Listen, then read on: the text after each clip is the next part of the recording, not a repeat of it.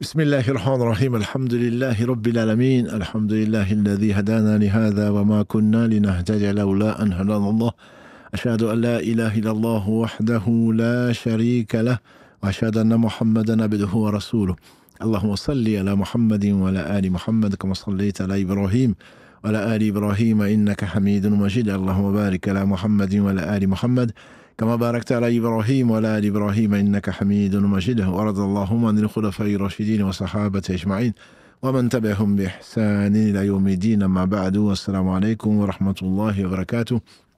La famille, les sœurs, les frères, nous louons Allah et c'est peu dire. Nous revenons vers lui repentant. Nous lui demandons protection contre les conséquences de nos péchés et lui seul en sait le nombre. Et les tendances de l'âme, et l'âme ordonne le mal, hormis celle à qui Allah fait miséricorde. Celui qui Allah guide, nul ne saurait l'égarer. Et celui qui est privé de sa guidée, nul ne saurait lui montrer le droit chemin. J'atteste qu'il est le seul digne d'adoration, le premier qui n'a pas de début, le dernier qui n'a pas de fin, l'apparent, le dominant sur toute chose, le subtil, le bien informé, l'omnipotent, l'omniscient, le miséricordieux par essence et par excellence. On ne saurait jamais le louer comme il se doit. Je lui demande de déverser un surcroît de bénédiction sur le meilleur des hommes que la terre a porté. Je nomme Mohammed ibn Abdillah, qu'Allah bénisse ce prophète, sa famille, ses compagnons, tous ceux qui les auront suivis dans le droit chemin, le fasse l'honneur donc d'en faire partie. Bienvenue dans votre live préféré, donc le live du lundi, en compagnie aujourd'hui donc le fidèle Karim, qu'Allah le bénisse, et également on a eu l'honneur donc de recevoir aujourd'hui David, un fidèle, parmi les fidèles donc de l'émission qui est venu participer directement, au moins assister, pas participer, on aurait bien voulu, mais assister donc à cette émission en direct. Au sommaire, donc on va répondre à vos questions. La semaine dernière, Allah nous a éprouvé pour notre bien et donc on n'a pas pu avoir du direct en téléphone. On a répondu à un certain nombre de questions et il y en a énormément, des pages et des pages. On va essayer de faire ce qu'Allah va nous faciliter et également on va en milieu peut-être, pour vous laisser respirer, vous donner le bilan qui nous a été transmis par donc Firdaus Charity, que nous avions recommandé et que nous recommandons toujours d'ailleurs, donc .org, et également Afrique Charity, qui nous a envoyé donc son bilan annuel. On va donc essayer, entre les questions, de vous le donner, puisqu'on vous doit ça, puisque vous nous faites confiance et qu'Allah subhanahu wa ta'ala vous récompense pour cela et pour le reste. Donc ces deux associations, ce ne sont pas les seules. On n'est pas les sponsors ni des actionnaires. C'est Allah sait pourquoi, sait pourquoi on le fait. Donc il s'occupe, qu'Allah les bénisse tous, des œuvres donc caritatives. Il s'occupe des plus fragiles parmi nous. Pas de foi, bien sûr. C'est peut-être les plus courageux d'ailleurs, qu'Allah a éprouvé pour leur bien et certainement pour leur facilité. Donc l'accès au paradis, c'est ce qu'on leur souhaite le mieux. Et qu'Allah subhanahu wa ta'ala viennent à leur secours.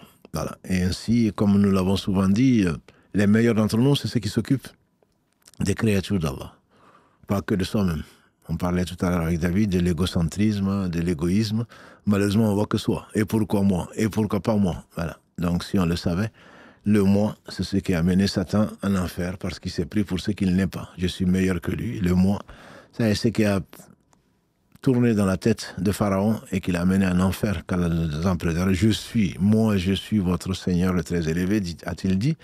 Et le moi, je ne dois qu'à ma science, disait Karun, et il est au plus profond donc de la terre. Et ça veut dire c'est l'enfer pour lui, qu'Allah nous en préserve. Donc on va commencer par les questions. Spécialement aujourd'hui, j'ai sélectionné, parce que c'est important, tout est important certes, mais je veux adresser un message donc à nos sœurs et nos frères qui souffrent du comportement de leur mère en particulier. Et comme une des sœurs le dit, ce sont mes préférés. Quand Abu Huraira a rapporté qu'un homme est venu demander au prophète sallallahu alayhi wa sallam à qui je dois le plus de bienveillance, il a dit ta mère. Il lui a demandé, et après, ma mère, s'attendant bien sûr à une autre réponse, il dit ta mère. Et ensuite, il a dit ta mère, 3 fois. Et ensuite, il dit ton père. Donc c'est que Dieu, Allah subhanahu wa ta'ala, entre autres versets 23 de la sourate 17, il dit wa qada rabbuka alla ta'budu illa iya.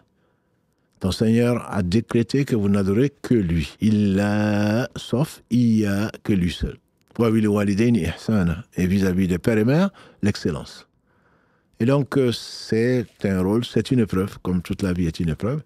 Mais on ne reviendra pas dessus, Inch'Allah. Donc on va prendre quelques questions dessus. Je suis d'origine algérienne. Mes parents sont arrivés en France dans les années 70. Et comme beaucoup d'autres, ils ont laissé leur religion derrière eux. Malheureusement, je dirais. Mon éducation était plus islam culturel. Pas de porc, pas d'alcool, pas de relations hors mariage et ramadan. Il a résumé en 4 points l'islam de beaucoup de personnes, même aujourd'hui. J'ai fait mon cheminement spirituel seul, chercher des réponses à mes questions vers 18-20 ans. Mes parents ne m'ont jamais parlé de prière, qu'ils ne faisaient pas d'ailleurs. Suis-je considéré comme une reconvertie? Nous faisions le ramadan, mais à part cela, je ne connaissais même pas les piliers de l'islam, ni l'obligation de la prière. Ça peut paraître étonnant pour vous, certainement qui connaissez votre religion, mais alhamdoulilah, elle l'avoue et elle dit le cas de beaucoup donc, de nos compatriotes et de co-religionnaires. Qu'Allah leur pardonne ces années d'égarement. On dira Amin. Voilà la réaction naturelle, en tout cas la réaction souhaitée. Qu'Allah leur pardonne. Personne n'aura certainement d'argument devant Allah, ni d'excuses. Simplement, ce que nous pouvons souhaiter, c'est le pardon d'Allah subhanahu wa ta'ala pour eux ainsi que pour nous. J'espère que ma question est claire. Donc, est-ce que vous êtes des convertis ou pas convertis? Je dirais on est tous des convertis. Celui qui revient vers Allah subhanahu wa ta'ala malgré tout ce qu'il a fait, Allah aime les repentants, comme il le dit, subhanahu wa ta'ala, dans le verset 222 de la sourate al-Baqarah, la sourate 2, « Inna Allah yuhibbu tawabin wa yuhibbu al-mutatahhirin » Allah aime les gens qui reviennent vers lui repentants, grâce à lui, et il aime les gens qui se purifient. Donc, peu importe l'appellation que tu donnes à toi-même, si à 18-20 ans, certains redécouvrent l'islam ou découvrent l'islam à 40 ans, 50 ans, 60 ans, 18 ans, ça fait effectivement des années de perdu. Et les années perdues et le temps perdu ne se rattrapent pas. Simplement, remercie Allah subhanahu wa ta'ala si à 18, 20 ans, il t'a ouvert le cœur malgré cet environnement qui n'était pas le plus favorable. Que dire alors des convertis qui parfois, quand ils rentrent dans l'islam, c'est toute la famille, c'est des incompris. Et pire, ils deviennent l'ennemi de la famille et le mouton, le noir de la famille, etc. Donc, malgré cela, on a préféré laisser ses coutumes, on a préféré laisser ses habitudes que l'on aime bien pour finalement donc, se tourner vers Allah. C'est certainement un effort énorme que Allah subhanahu wa ta'ala vous permet de faire. Donc, on ne doit pas en vouloir aux parents. De toute façon, ils vont payer. C'est ce que j'ai dit à tout un chacun. Non, je ne vais pas lui pardonner. Non, mes parents n'ont pas fait. Toi, maintenant, qu'est-ce que tu as fait? Dans l'islam, à partir de l'âge adulte, qui est pour un garçon à 15 ans maximum. C'est dans la charia, en tout cas, les savants sont largement dans un consensus qu'à partir de 15 ans, c'est la puberté, au plus tard. Certains, bien entendu, sont précoces. Je ne parle pas des jeunes filles, ça c'est encore plus tôt. Mais 15 ans, une fois arrivé à 15 ans, on est considéré comme pubère parce que le prophète sallam à 14 ans, il a refusé que s'enrôle dans l'armée Ibn Omar. Il avait 14 ans, à 15 ans, il lui a permis l'année d'après. Donc, beaucoup de savants considèrent qu'à partir de 15 ans, on est responsable. Donc, on doit faire les prières, le jeûne et tout le reste, si on peut bien sûr les supporter. Donc, peu importe, je te dirais, ma sœur, si tu es reconverti, je te dirais oui. Tu es reconverti dans la mesure où tu ne connaissais pas l'islam. Tu jeûnais, peut-être même pas pour Dieu, tu ne savais même pas ce que ça représentait, la prière, tu ne la faisais pas. Et comme on le sait, au moins une école juridique sur 4, des 4 écoles donc de la Sunna, dit que celui qui ne fait pas la prière n'est pas musulman de toute façon. N'est pas musulman. Donc à partir de ce moment-là, que tu sois une reconvertie, je te dirais oui. Il y a beaucoup de reconvertis parmi nous, des gens qui ne faisaient pas la prière, que Allah aimait, qu'il leur a fait faire, et peut-être même donné le goût. Je me rappelle d'un converti qui me disait, je n'arrive pas à retrouver le goût quand je me suis converti. Je dis, toi, au moins tu as eu un goût un jour, au moins tu as un souvenir derrière lequel tu cours. Il y a des gens qui ont 80, 70, 60 ans, peut-être qu'ils n'ont jamais eu le goût de la prière. C'est dommage. Ibn Mubarak, qu'Allah lui fasse miséricorde, il dit que certaines personnes sortent de ce bas monde sans avoir goûté au meilleur de la vie. On dit c'est quoi? Il dit c'est l'amour d'Allah, l'envie de le rencontrer dans la prière et l'envie de le rencontrer au jour du jugement dernier. Ils ne s'en sont même pas posé la question, ma soeur. Donc si, avec la reconversion et qui a été sincère, si Allah t'a accordé ce qu'il ne donne qu'aux gens qu'il aime, ça c'est la foi. Il t'a donné de surcroît le goût de la foi, parce que la foi a un goût, a dit le prophète sallallahu. Nul ne goûtera à la foi si s'il n'aime pas Allah et son messager plus que tout. On ne peut pas goûter à la foi, c'est de l'administratif. Moi, je suis croyant, je suis musulman, c'est pas ça le problème. Ne te vante pas. Voilà, tout à coup, on fout ça con. Ne vous purifiez pas. Si vraiment tu es croyant, Allah et son messager, tu les aimes, tu n'as pas besoin de le dire. C'est que tu as choisi, quand Allah dit dans le verset 36 de la sourate 33, وَمَا كَانَ لِمُؤْمِنٍ وَلَا مُؤْمِنَةٍ إِذَا قَضَى اللَّهُ وَرَسُولُهُ أَمْرًا أَنْ يَكُونَ لَهُمُ الْخِيَرَةُ مِنْ أَمْرِهِمْ. Allah dit donc dans ce verset 36, dans la sourate Al-Ahzab, sourate 33, il n'appartient pas à un croyant ni à une croyante, une fois que Allah et son messager ont décidé une chose, qu'ils aient le choix. C'est que le problème de choix ne se pose même pas. Les messagers, pourquoi ils sont meilleurs? Parce qu'ils ne font pas le choix. Automatiquement, pourquoi les véridiques viennent après les messagers? Parce que si Allah a dit, donc c'est vrai. C'est pour ça qu'on les appelle les véridiques.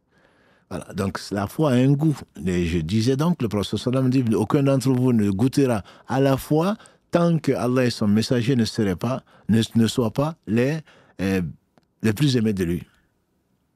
Et ensuite, quand on aime pour Allah. Quand on déteste pour Allah. Et on craint de revenir à l'avant-foi comme on craint de tomber dans le feu.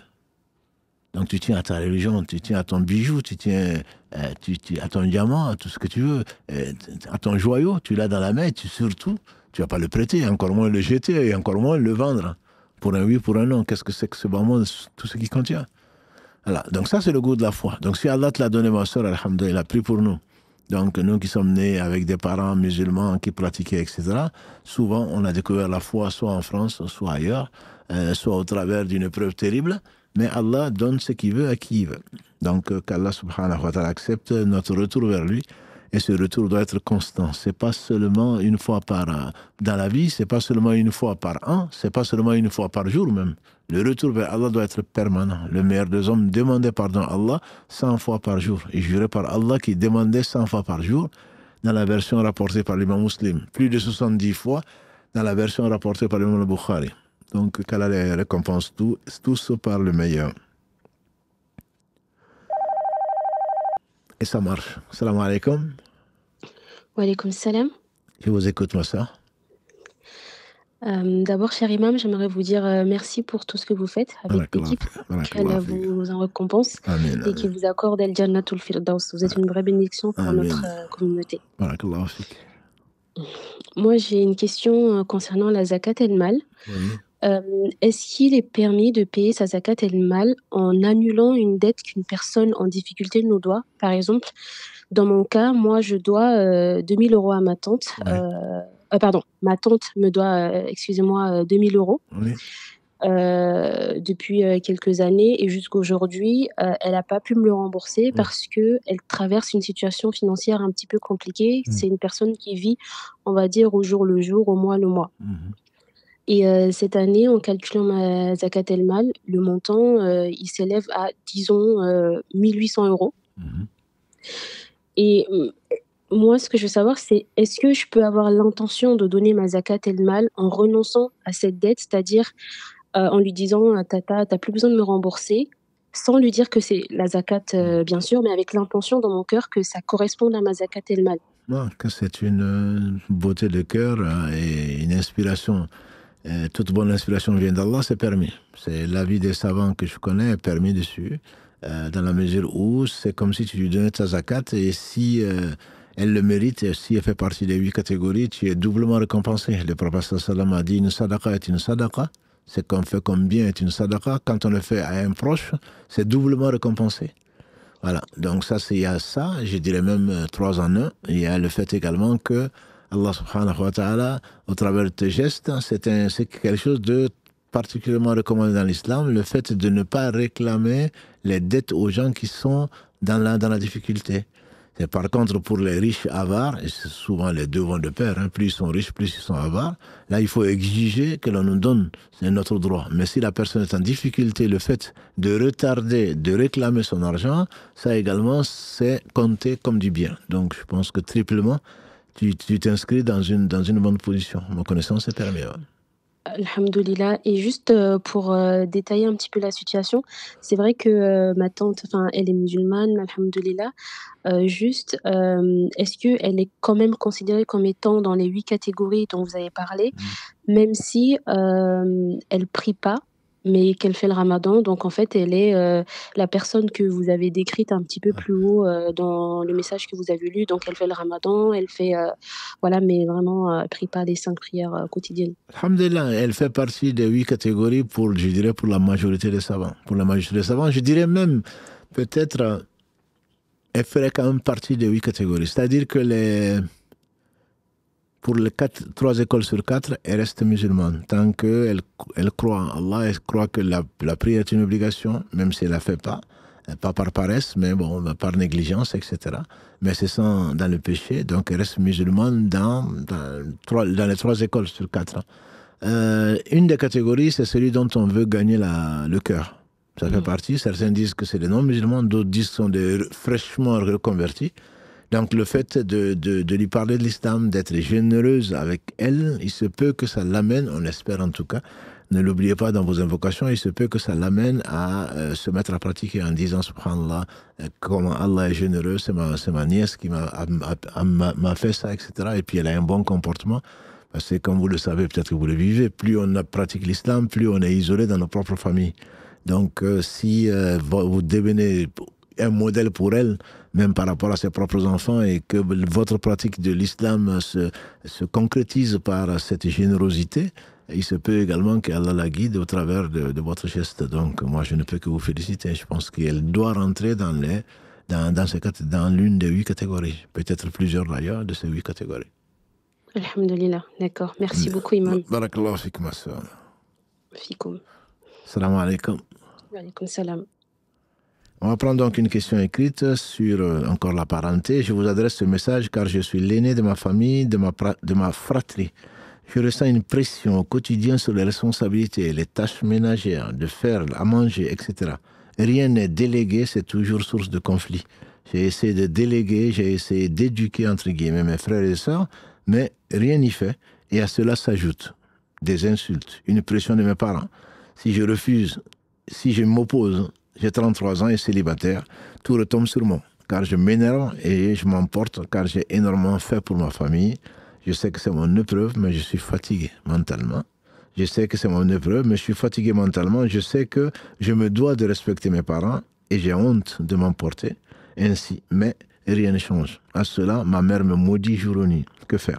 Je prie Allah, je patiente, mais j'ai toujours cette frustration en moi.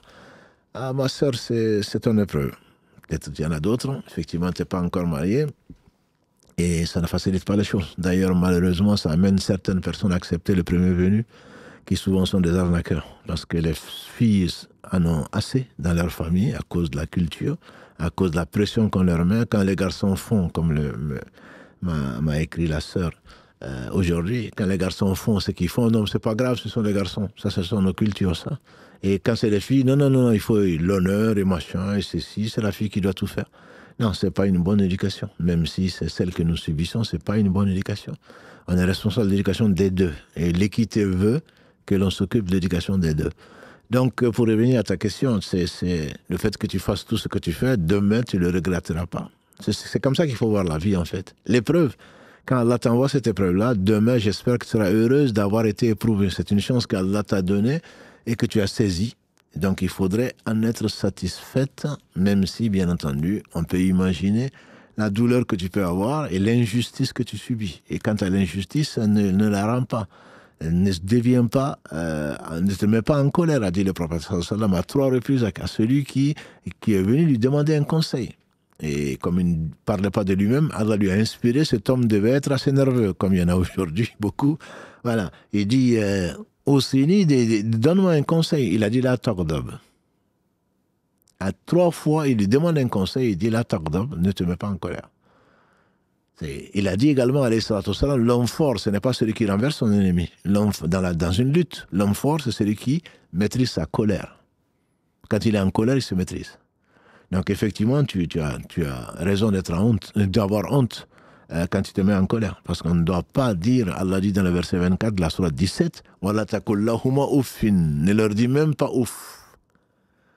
Et j'ai lu un commentaire, je ne suis pas un spécialiste de la langue arabe, j'ai lu un commentaire qui dit que dans la langue arabe, il n'y a pas de mot plus léger que ouf. Ce n'est ni bi, ni ba, ni ta, c'est ouf. C'est le mot le plus léger. Et qu'Allah a utilisé, bien sûr, parce que c'est lui qui a créé l'arabe, comme il a tout créé. Donc, voilà, c'est beaucoup demandé. Mais c'est une éducation. Allah veut t'éduquer au travers de là, refrène ta colère, et Allah subhanahu wa ta'ala fera que la malédiction de ta mère ne te touchera pas. La malédiction, a dit le prophète sallallahu alayhi wa sallam, elle cherche la personne sur qui elle a été proférée, de d'est en ouest. Et si elle trouve la personne qui mérite, elle tombe sur la personne. Mais si elle ne trouve personne, elle revient malheureusement sur ta mère, qui maudit. Et le prophète sallallahu alayhi wa sallam n'était pas un maudisseur. Donc je le dis, je le répète surtout à nos mères, à nos sœurs, à nos épouses, d'éviter donc de maudire. Et je dis également aux enfants, ne pensez pas parce que ta mère n'a pas maudit. Ma mère, qu'elle lui fasse miséricorde, elle m'a dit, la malédiction de la mère, c'est dans le cœur. Ça fait peur. Ça doit faire peur. Elle ne dit rien, mais Allah sait ce qu'elle a dans le cœur, ce qu'elle souhaite pour toi. Et il se peut que ça te gagne si vraiment tu as été injuste. Donc je te conseille, ma sœur, de patienter. C'est facile à dire, je comprends très bien. Mais je te conseille de patienter, de prier Allah subhanahu wa ta'ala de te donner la force, parce que la hawla wa la quwwata illa billah, j'aime beaucoup cette phrase-là, je ne l'applique probablement pas assez.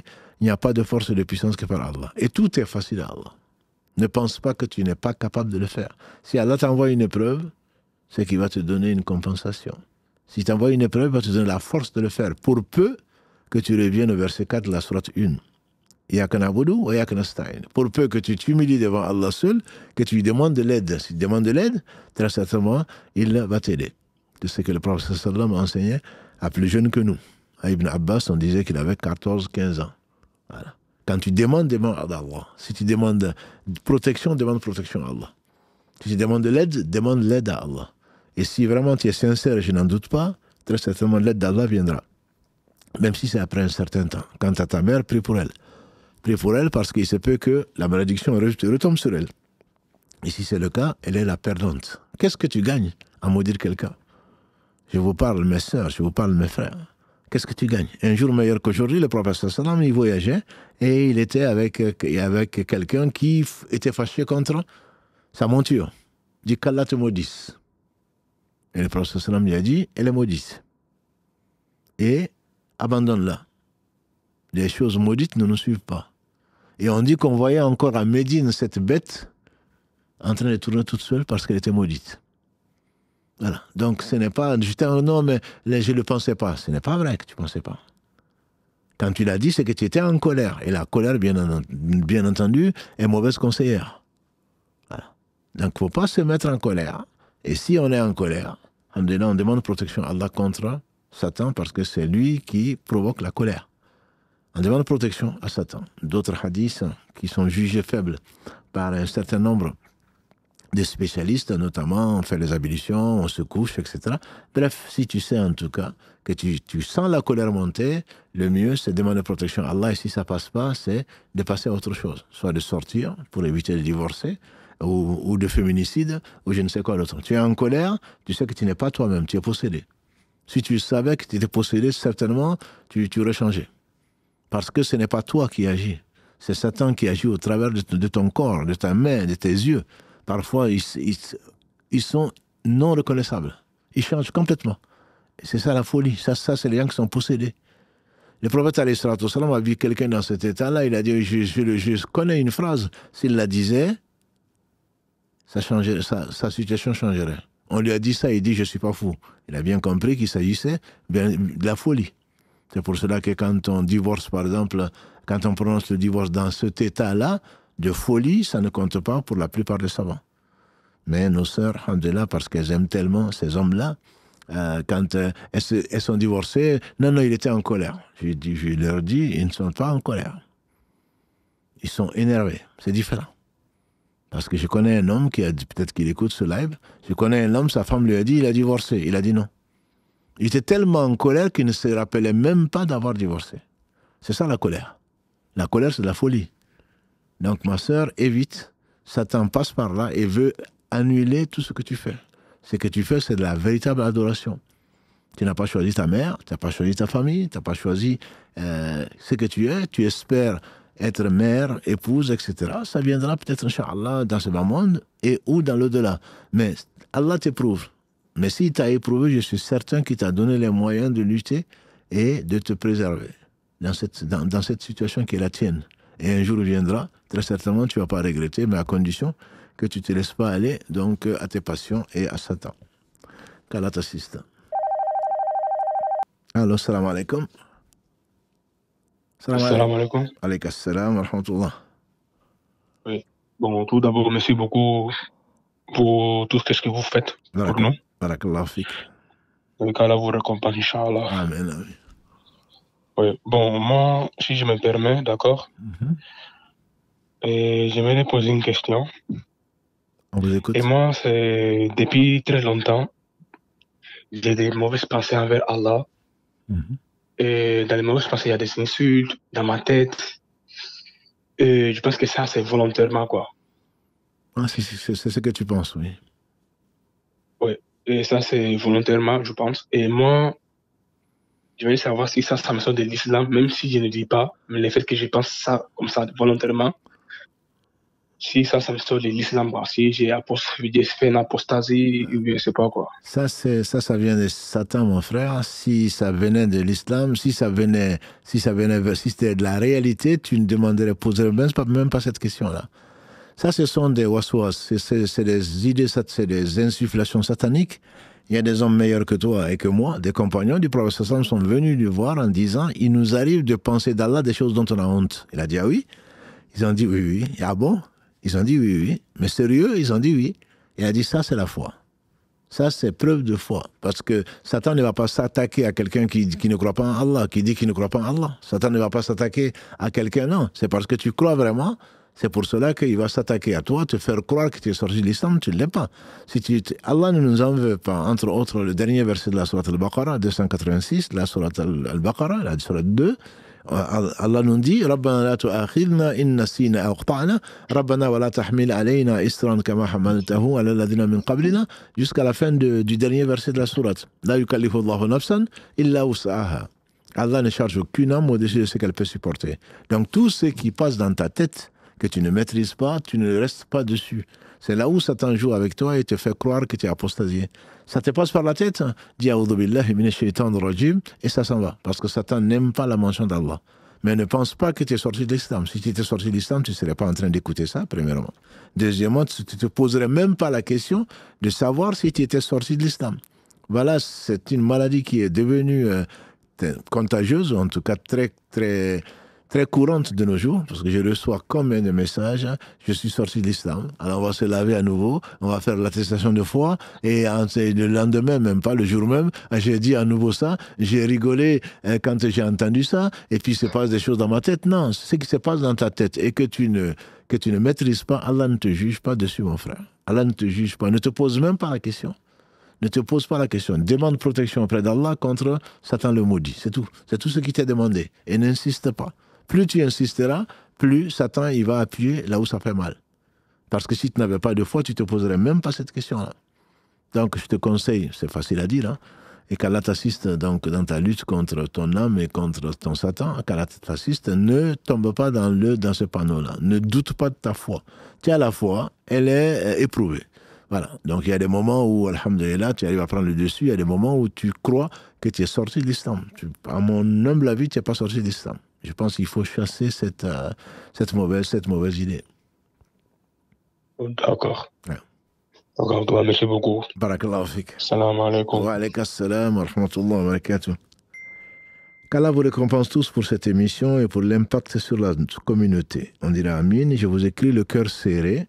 Aujourd'hui, je ne sais plus quoi faire. J'ai peur que la relation que j'ai avec ma mère ne me pénalise au jour du jugement dernier. Vous nous le rappelez souvent, la bienveillance envers les parents est quelque chose de très important et j'en suis totalement consciente. Mais j'ai une relation très compliquée avec ma mère aujourd'hui. Je n'arrive plus à être patiente avec elle. Me comprenez-vous si je vous dis que ma mère est sa seule priorité? Ma mère est sa seule priorité. Elle exige qu'on fasse absolument tout pour elle, qu'on la priorise toujours, qu'on lui donne de notre argent, que l'on gère ses affaires, etc. Et ça aurait été avec un bon cœur si elle nous traitait bien.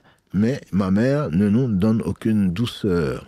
Et c'est en toute connaissance de cause que je dis qu'elle n'a aucune empathie pour nous.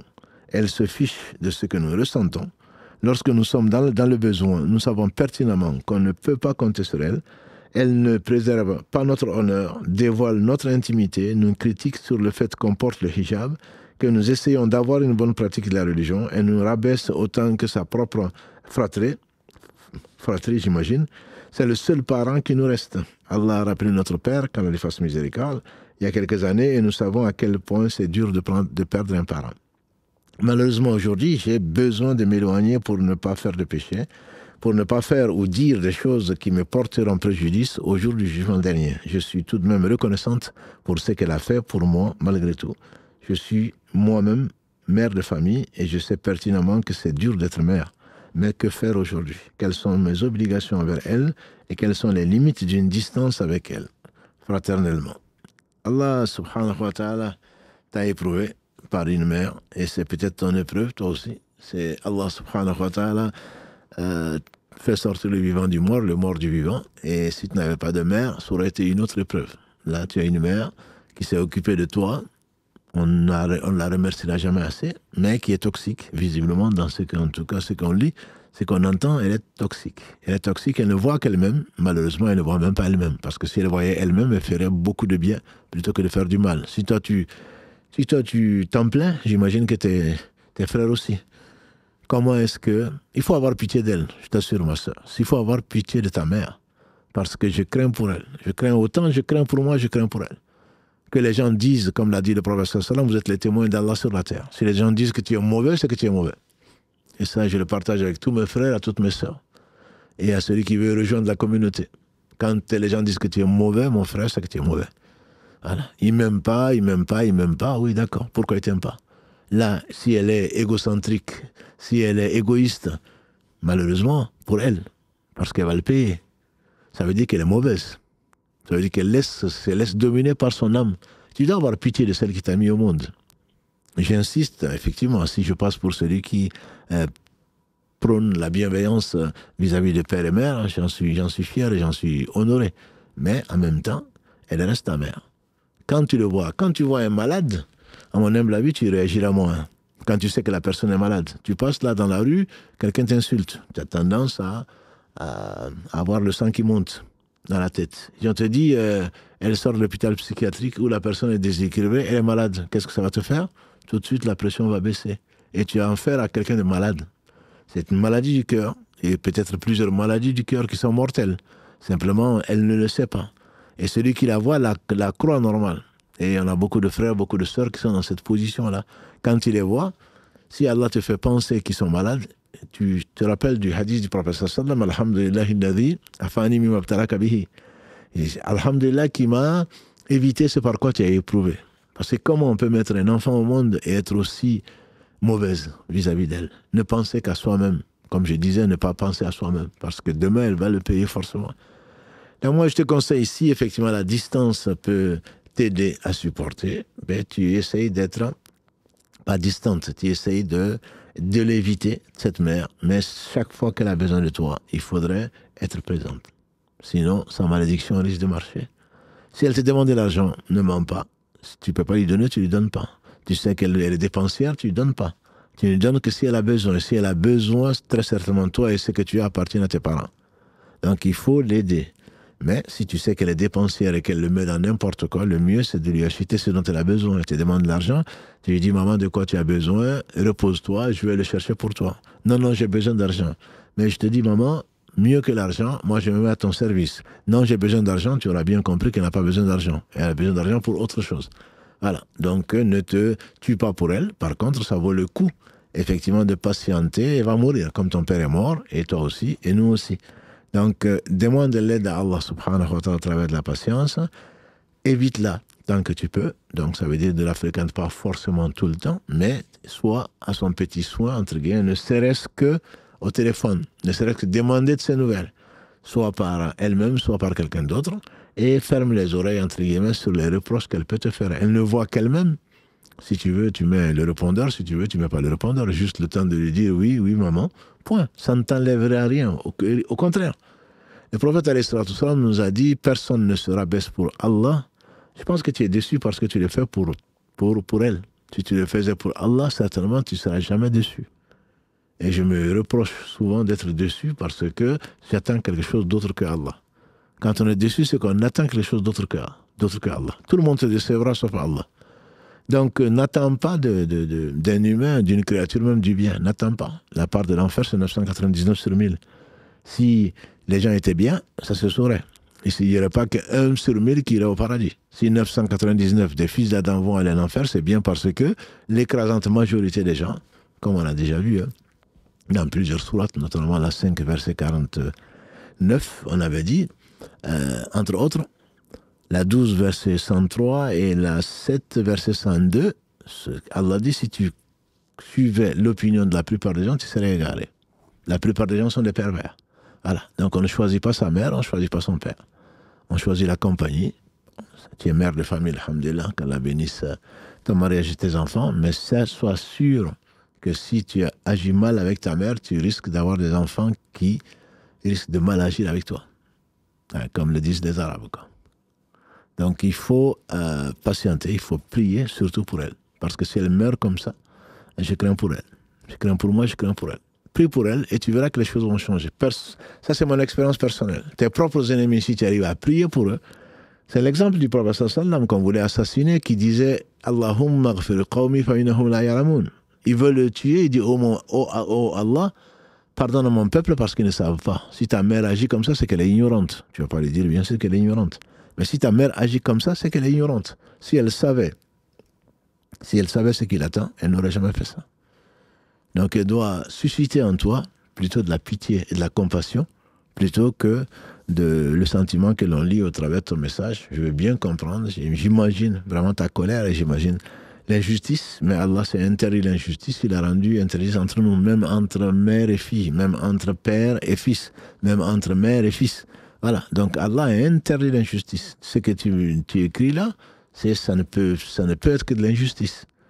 Et donc là, elle va le payer. Elle va le payer à moins qu'elle revienne repentant, qu'elle vous demande pardon et qu'Allah nous guide et nous pardonne nos erreurs et nos péchés. Allô, salam alaikum. Wa alaykoum salam, cheikh. J'espère que vous allez bien. Alhamdulillah, et toi? Barakallahu fikoum pour ce que vous faites, à vous, à l'équipe. Allah yabarak, mon frère. Je vous contacte par rapport à un sujet que je voulais votre éclaircissement par rapport à l'assurance. J'ai déjà vu une vidéo de votre part sur l'assurance qui était illicite pour les particuliers. Et moi, je voulais avoir vraiment l'aspect professionnel. Je m'explique, moi, je fais de la location de véhicules et je loue des véhicules à des VTC, des taxis qui conduisent 10-12 heures dans la journée. Et je voulais savoir si c'était pour moi, il était licite pour moi de pouvoir avoir une assurance qui était plus que le tiers, car c'est le taux de risque entre le risque d'accident est plus élevé. Ça, c'était dans une première partie de mon business. Et dans une seconde partie, j'ai aussi un restaurant aussi, alhamdoulilah, qui, on va dire, un fonds de commerce à peu près estimé à 150 000 euros. Et si je dois l'assurer au minimum, on va dire une dizaine de milliers d'euros, qu'en est-il du coup s'il y a un vandalisme, un incendie, etc. Est-ce qu'on peut, vu que c'est la subsistance vient de Dieu bien évidemment, mais est-ce que vu que c'est ma source de revenus et je vis avec ça, est-ce que je peux me permettre d'avoir des garanties qui sont plus que le tiers? Barakallahu fik, Allah bénisse ce qu'il t'a accordé et que tu sois très vigilant par rapport à comment tu vas le dépenser, puisque comme tu le sais, personne ne bougera au jour du juin dernier sans avoir rendu compte comment il a eu ce qu'il a eu et comment il a dépensé. Donc c'est une preuve, mais alhamdoulilah, il y a quelques riches qui rentreront au paradis, car te compte parmi ceux-là. Donc ce que tu dis justement, c'est la raison pour laquelle dans ton discours, on sent que tu vas te reposer, c'est pour ça que l'assurance est interdite. Mais s'il m'arrive ça, j'ai le dos, quoi. J'ai quelque chose qui va me protéger. Moi, je connais un cas particulier, je ne suis pas assureur, qui prenait toujours l'assurance au tiers. Et les assureurs ont insisté. Il a pris une assurance au moins contre les risques naturels, ou je ne sais plus comment les sinistres. Et c'est la seule année où la grêle a troué son véhicule. Donc, moi, je ne peux pas te conseiller autre chose que de faire confiance à Allah, bien sûr, en prenant le minimum. Moi, je te conseille le minimum. Parce que si tu prends plus que cela, que tu le veuilles ou pas, que tu l'avoues ou pas, que tu te l'avoues ou pas, quelque part, tu comptes sur l'assurance et pas sur Allah. C'est Allah qui va te protéger, qui va protéger tes véhicules, qui va protéger ton restaurant. Bien entendu, que tu mettes tout ce qu'il faut, entre guillemets, comme caméra, que tu insistes. Oui, ça ce sont des asbab. Mais le fait que tu penses, non, mais là, je peux dormir parce que s'il arrive quoi que ce soit, l'assurance va me rembourser. Et il se peut qu'Allah t'éprouve et qu'effectivement, par l'incendie, par du vandalisme, par je ne sais quoi d'autre. Mais si tu mets ta confiance en Allah, je suis convaincu que Allah va t'éloigner donc le mal. Il va t'éloigner le mal et si le mal viendra, ce sera pour toi un bien.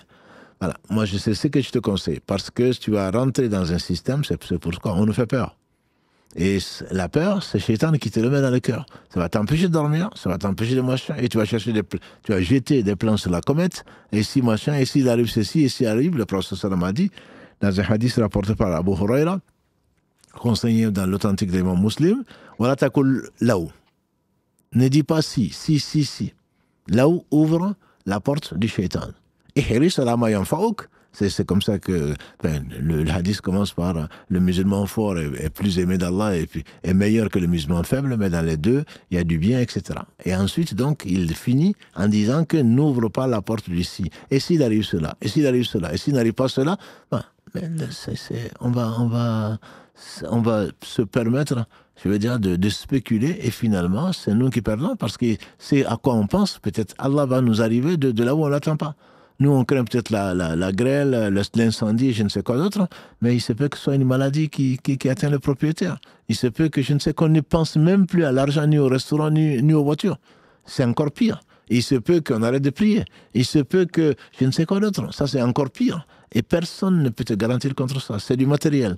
Je comprends très bien et je suis fier d'avoir des frères qui ne dépendent pas des allocations familiales. Je suis fier d'avoir des frères qui engagent des gens, qui sont des employeurs. Il le faut. Il le faut. Mais simplement, en même temps, il faut que la foi soit forte au point que Satan ne vienne pas faire de notre vie l'objectif de notre vie de gagner ici-bas. Parce que si on gagne ici-bas, on n'a pas gagné grand-chose.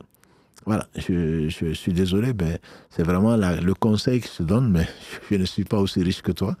Mais, et je n'ai pas voilà, on n'a pas les mêmes préoccupations, bien sûr. Mais je ne te souhaite que le meilleur, mais honnêtement, tu risques de perdre la foi. À supposer même qu'on te donne cette fatwa, tu risques de perdre la foi parce que tu vas compter sur l'assurance. Tu vas compter sur le fait qu'on va te promettre monts et merveilles, mais tu n'auras quand même pas ce que tu vas perdre. On va te rendre peut-être de l'argent, mais de toute façon, ce que tu auras perdu notamment une partie de ta foi. Qu'Allah te donne, renforce la foi et te donne mieux que ce que tu crains. Amin.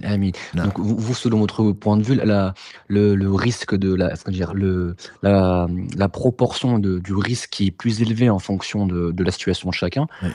Vu qu'il y a une multitude de véhicules et que ce sont des personnes qui conduisent 3 voire 4 fois plus que la moyenne, ça rentrerait pas en compte pour avoir une réponse au cas par cas. Vous, c'est à prohiber vraiment. Non, comme tu dis, c'est mon point de vue, c'est ce que je te souhaite. Après, maintenant, je ne suis pas moufti, je n'ai pas la permission de te dire, mais toi, puisqu'il y a 10 fois plus de risques ou il y a 2 fois plus de risques, donc tu peux prendre un peu plus. Pour moi, c'est un cercle vicieux. C'est plus, au lieu de prendre 2 fois, je te dirais, mais tu vas dire, est-ce qu'on ne pourra pas prendre 3 fois plus? Est-ce qu'on finalement, on va finir par le tout risque?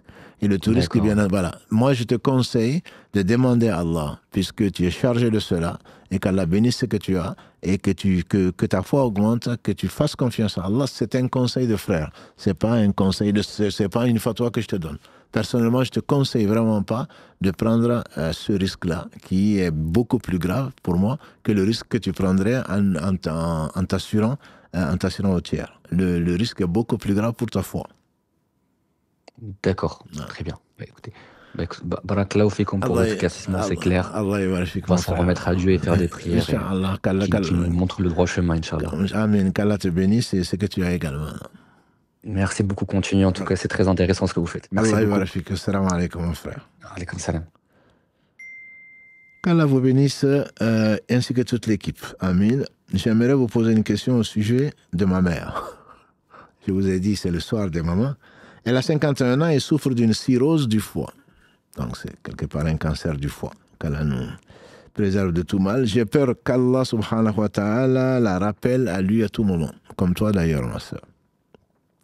Elle est croyante, dis-tu, et accomplit correctement ses prières obligatoires, alhamdulillah, mais néglige plusieurs de ses autres devoirs. Qu'Allah me pardonne de le dire, elle n'a jamais rattrapé ses dettes de jeûne et a également des dettes de prière sur plusieurs années. Ce qui m'inquiète encore plus, c'est qu'elle a tendance à beaucoup médire et à mal parler des gens sans vraiment connaître ce qu'il y a dans leur cœur. Elle ne le saura pas. Elle accorde aussi une certaine croyance au maraboutage et aux prières que proposent ces charlatans, même si elle y a recours que rarement. J'ai essayé à plusieurs reprises de lui expliquer, de l'encourager à se repentir et à revenir sincèrement plutôt vers Allah, mais j'ai l'impression qu'elle ne prend pas conscience de la gravité de ses actes. Il faut aussi savoir qu'elle n'est pas au courant de sa maladie, ce qui exclut peut-être son manque de prise de conscience. Je me sens impuissante et je ne sais plus comment agir.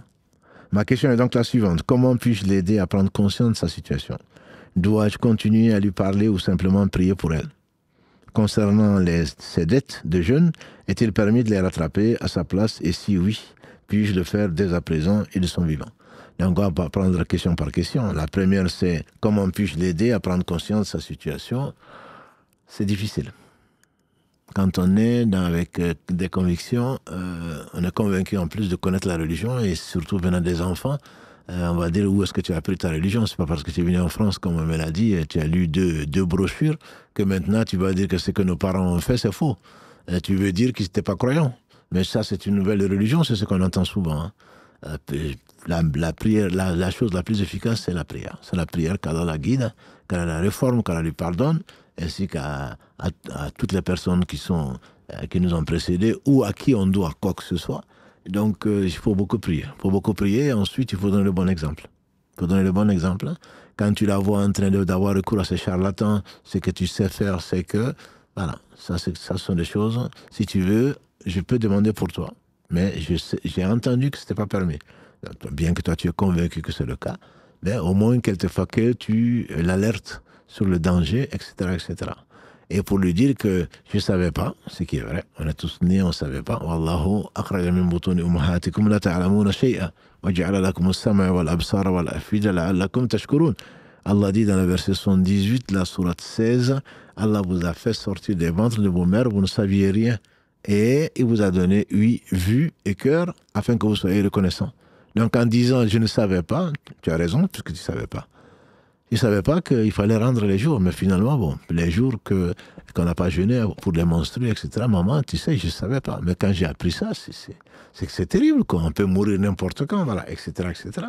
Et moi, je veux me précipiter pour le faire, ou dès que je l'ai su, je me suis précipité, donc à les rendre, etc. Là, peut-être qu'elle comprendra, et elle ne sait peut-être pas que, mais ça reste une obligation. La recherche de la science est une obligation pour chaque musulman. Nous a dit le prophète sallallahu alayhi wa sallam, talabul ilmu farida ala kulli muslim. Donc la recherche de la science est une obligation pour chaque musulman. Et musulmane bien sûr. Donc je pense qu'il faut profiter de ça. Et si tu connais des gens qu'elle écoute, comme son imam, entre guillemets, par exemple, je pense qu'il est bon d'en parler pour que, à l'occasion, soit dans une khutbah, soit quand ils se verront, qu'ils parlent un peu de ça.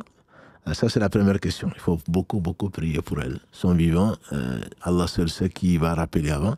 Et ça peut être très court. Même si déjà elle a une cirrhose, Allah seul sait quand est-ce qu'elle va mourir. Et très certainement, il se peut qu'on meure avant elle. Mais c'est toujours imminent, de toute façon. Nuh, alayhi salatu wassalam, est resté avec son peuple 950 années. 1000 moins 50, dit Allah, verset 14 de la sourate 29, Al-Ankabut, donc l'araignée. Et il est resté 950 années avec son peuple. Mais ce n'est pas pour autant qu'Allah n'a pas envoyé le déluge. Par conséquent, tout est éphémère, très éphémère. Donc, il n'y a pas à tarder. Quand on veut faire le bien, il faut le faire. Et le plus tôt possible. Quant à la deuxième question concernant cette dette de jeûne. Celui qui a des dettes de jeûne et qui ne peut pas les faire, tu sais qu'il faut payer une fidya, nourrir donc un pauvre par jour manqué. Et là, ces dettes, tu ne peux pas les payer parce qu'elle n'a pas jeûné, moi je vais nourrir. Non, c'est à elle de le faire. Par contre, si elle n'a pas et qu'elle ne peut pas, parce qu'elle est malade, si elle est malade, elle ne peut pas le faire, oui, tu peux te proposer pour le faire, à condition qu'elle ait envie, que l'intention vienne d'elle. Tu ne peux pas prier pour elle, je vais à sa place plutôt. Tu ne peux pas jeûner pour elle, elle est vivante. Puisque tu ne peux pas jeûner pour elle, tu ne peux que nourrir pour compenser ce qu'elle a fait, mais ce n'est pas de son vivant. Ça, tu peux le faire quand elle est morte. Et quand elle est vivante, tu peux lui proposer de le faire à sa place. Si elle dit oui, auquel cas, et c'est là, donc ça comptera pour elle. Mais si elle n'a pas envie de compenser ça, elle ne croit pas que c'est une obligation, tu as beau le faire, ça ne compensera pas ce qu'elle doit à Allah. La dette, c'est elle qui l'a. Toi, tu peux la payer pour elle. Tu peux la payer pour elle, mais si ce n'est pas dans l'intention qu'elle accepte, qu'elle veuille payer, c'est pas quelque chose qui va compter. Donc le mieux, c'est de lui proposer, puisque tu es malade maintenant, si tu veux, plutôt moi je vais le payer à ta place. Moi je vais le payer à ta place, et donc ce sera quelque chose qui est possible dans l'islam, etc. Il y a une divergence entre les savants pour savoir est-ce qu'on peut payer les dettes de jeûne pour donc des personnes qui sont mortes. Vivantes, à ma connaissance, non. Alors, certains disent oui, on peut payer, puisque quelqu'un est venu demander au prophète sallallahu alayhi wa sallam, quelqu'un venait demander au prophète sallallahu alayhi wa sallam si on peut payer, ma mère a des dettes de jeûne, est-ce que je peux le faire? Il a dit oui, tu peux jeûner à sa place. D'autres disent, ça, il s'agit de jeûne qui a un rapport avec le serment. Par exemple, je me suis engagé devant Dieu de jeûner tant, si j'ai ceci. Ou je demandais, ou je dois, j'ai fait un serment et que je n'ai pas tenu par Allah, donc je dois 3 jours de jeûne. Là, on peut se diviser, on peut se partager plutôt, les héritiers peuvent se partager, donc c'est après la mort, les héritiers peuvent se partager les jours et chacun jeûner. Mais, donc des savants disent que, le Cheikh Hilali en particulier, que c'est seulement dans ce cas, mais pas pour Ramadan, n'est-ce pas? Parce que quand tu vois quelqu'un qui ne peut pas jeûner parce qu'il est malade, ou une maladie dite incurable, puisque toute maladie a un médicament, ou quelqu'un qui est âgé, qui ne peut pas jeûner, Allah ne dit pas à ses enfants de jeûner à sa place. Allah dit simplement à ceux-là de nourrir un pauvre quand ils peuvent, par jour, donc de jeûne manqué. Et donc, si c'est le cas, le mieux serait de nourrir un pauvre par jeûne manqué, et tu peux le faire de son vivant, c'est ce que je te conseille, mais pas en cachette. Il faudrait que ça vienne d'elle. Tu lui expliques, je ne savais pas, mais il faut quand même que l'on paye. Donc, si tu veux, moi, je peux le payer à ta place. Ça, tu peux le faire. Et c'est ce que je te conseille, plutôt que de le faire en douce ou alors d'attendre qu'elle soit morte, parce que les dettes, a dit le prophète sallallahu alayhi wa sallam, ça peut empêcher les gens de rentrer au paradis.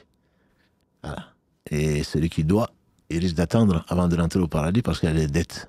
Et le jeûne et la zakat et le reste, c'est les droits d'Allah sont prioritaires par rapport aux droits de ses serviteurs. Et donc, même l'héritage, on ne doit pas le partager avant d'avoir soustrait les dettes.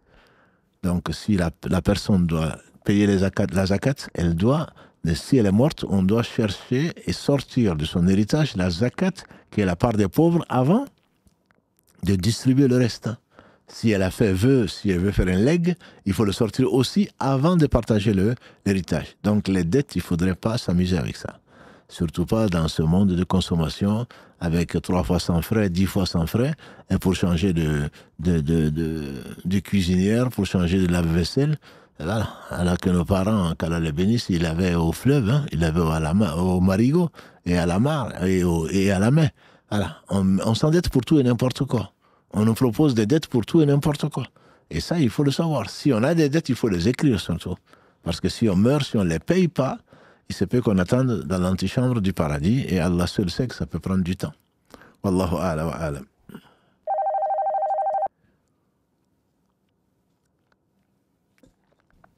Allô, oui? Oui, salam alaikum. Wa alaykum salam wa rahmatullah. Imam, je vous appelle, j'aurais aimé savoir quel était le statut des gens du livre à l'époque du prophète béni. Et du coup, de nos jours, si à notre époque, c'est toujours les mêmes. Parce que du coup, moi, je suis donc musulmane convertie, donc dans une famille catholique et je m'inquiète un peu pour, l'au-delà de ma famille, de mes parents. Ils sont catholiques, donc j'aurais, voilà, aimé savoir s'ils étaient quand même considérés comme des gens du livre et s'ils avaient, il y avait un droit d'accession au paradis, ou pas, pour ces gens-là. C'est une bonne question. C'est une question qui doit concerner, je dirais, qui concerne probablement tous les croyants, hein, en tout cas. C'est même des gens qui ne sont pas de famille chrétienne, entre guillemets, ou juive, ou autre chose. Je me rappelle encore pas plus tard que hier, on discutait et on a des amis, on a des collègues de travail ou autres, hein, des gens qui se disent agnostiques ou non-croyants. Et quand on pense à ce qui leur arrivera s'ils mouraient dans cet état-là, c'est effrayant, tout simplement effrayant.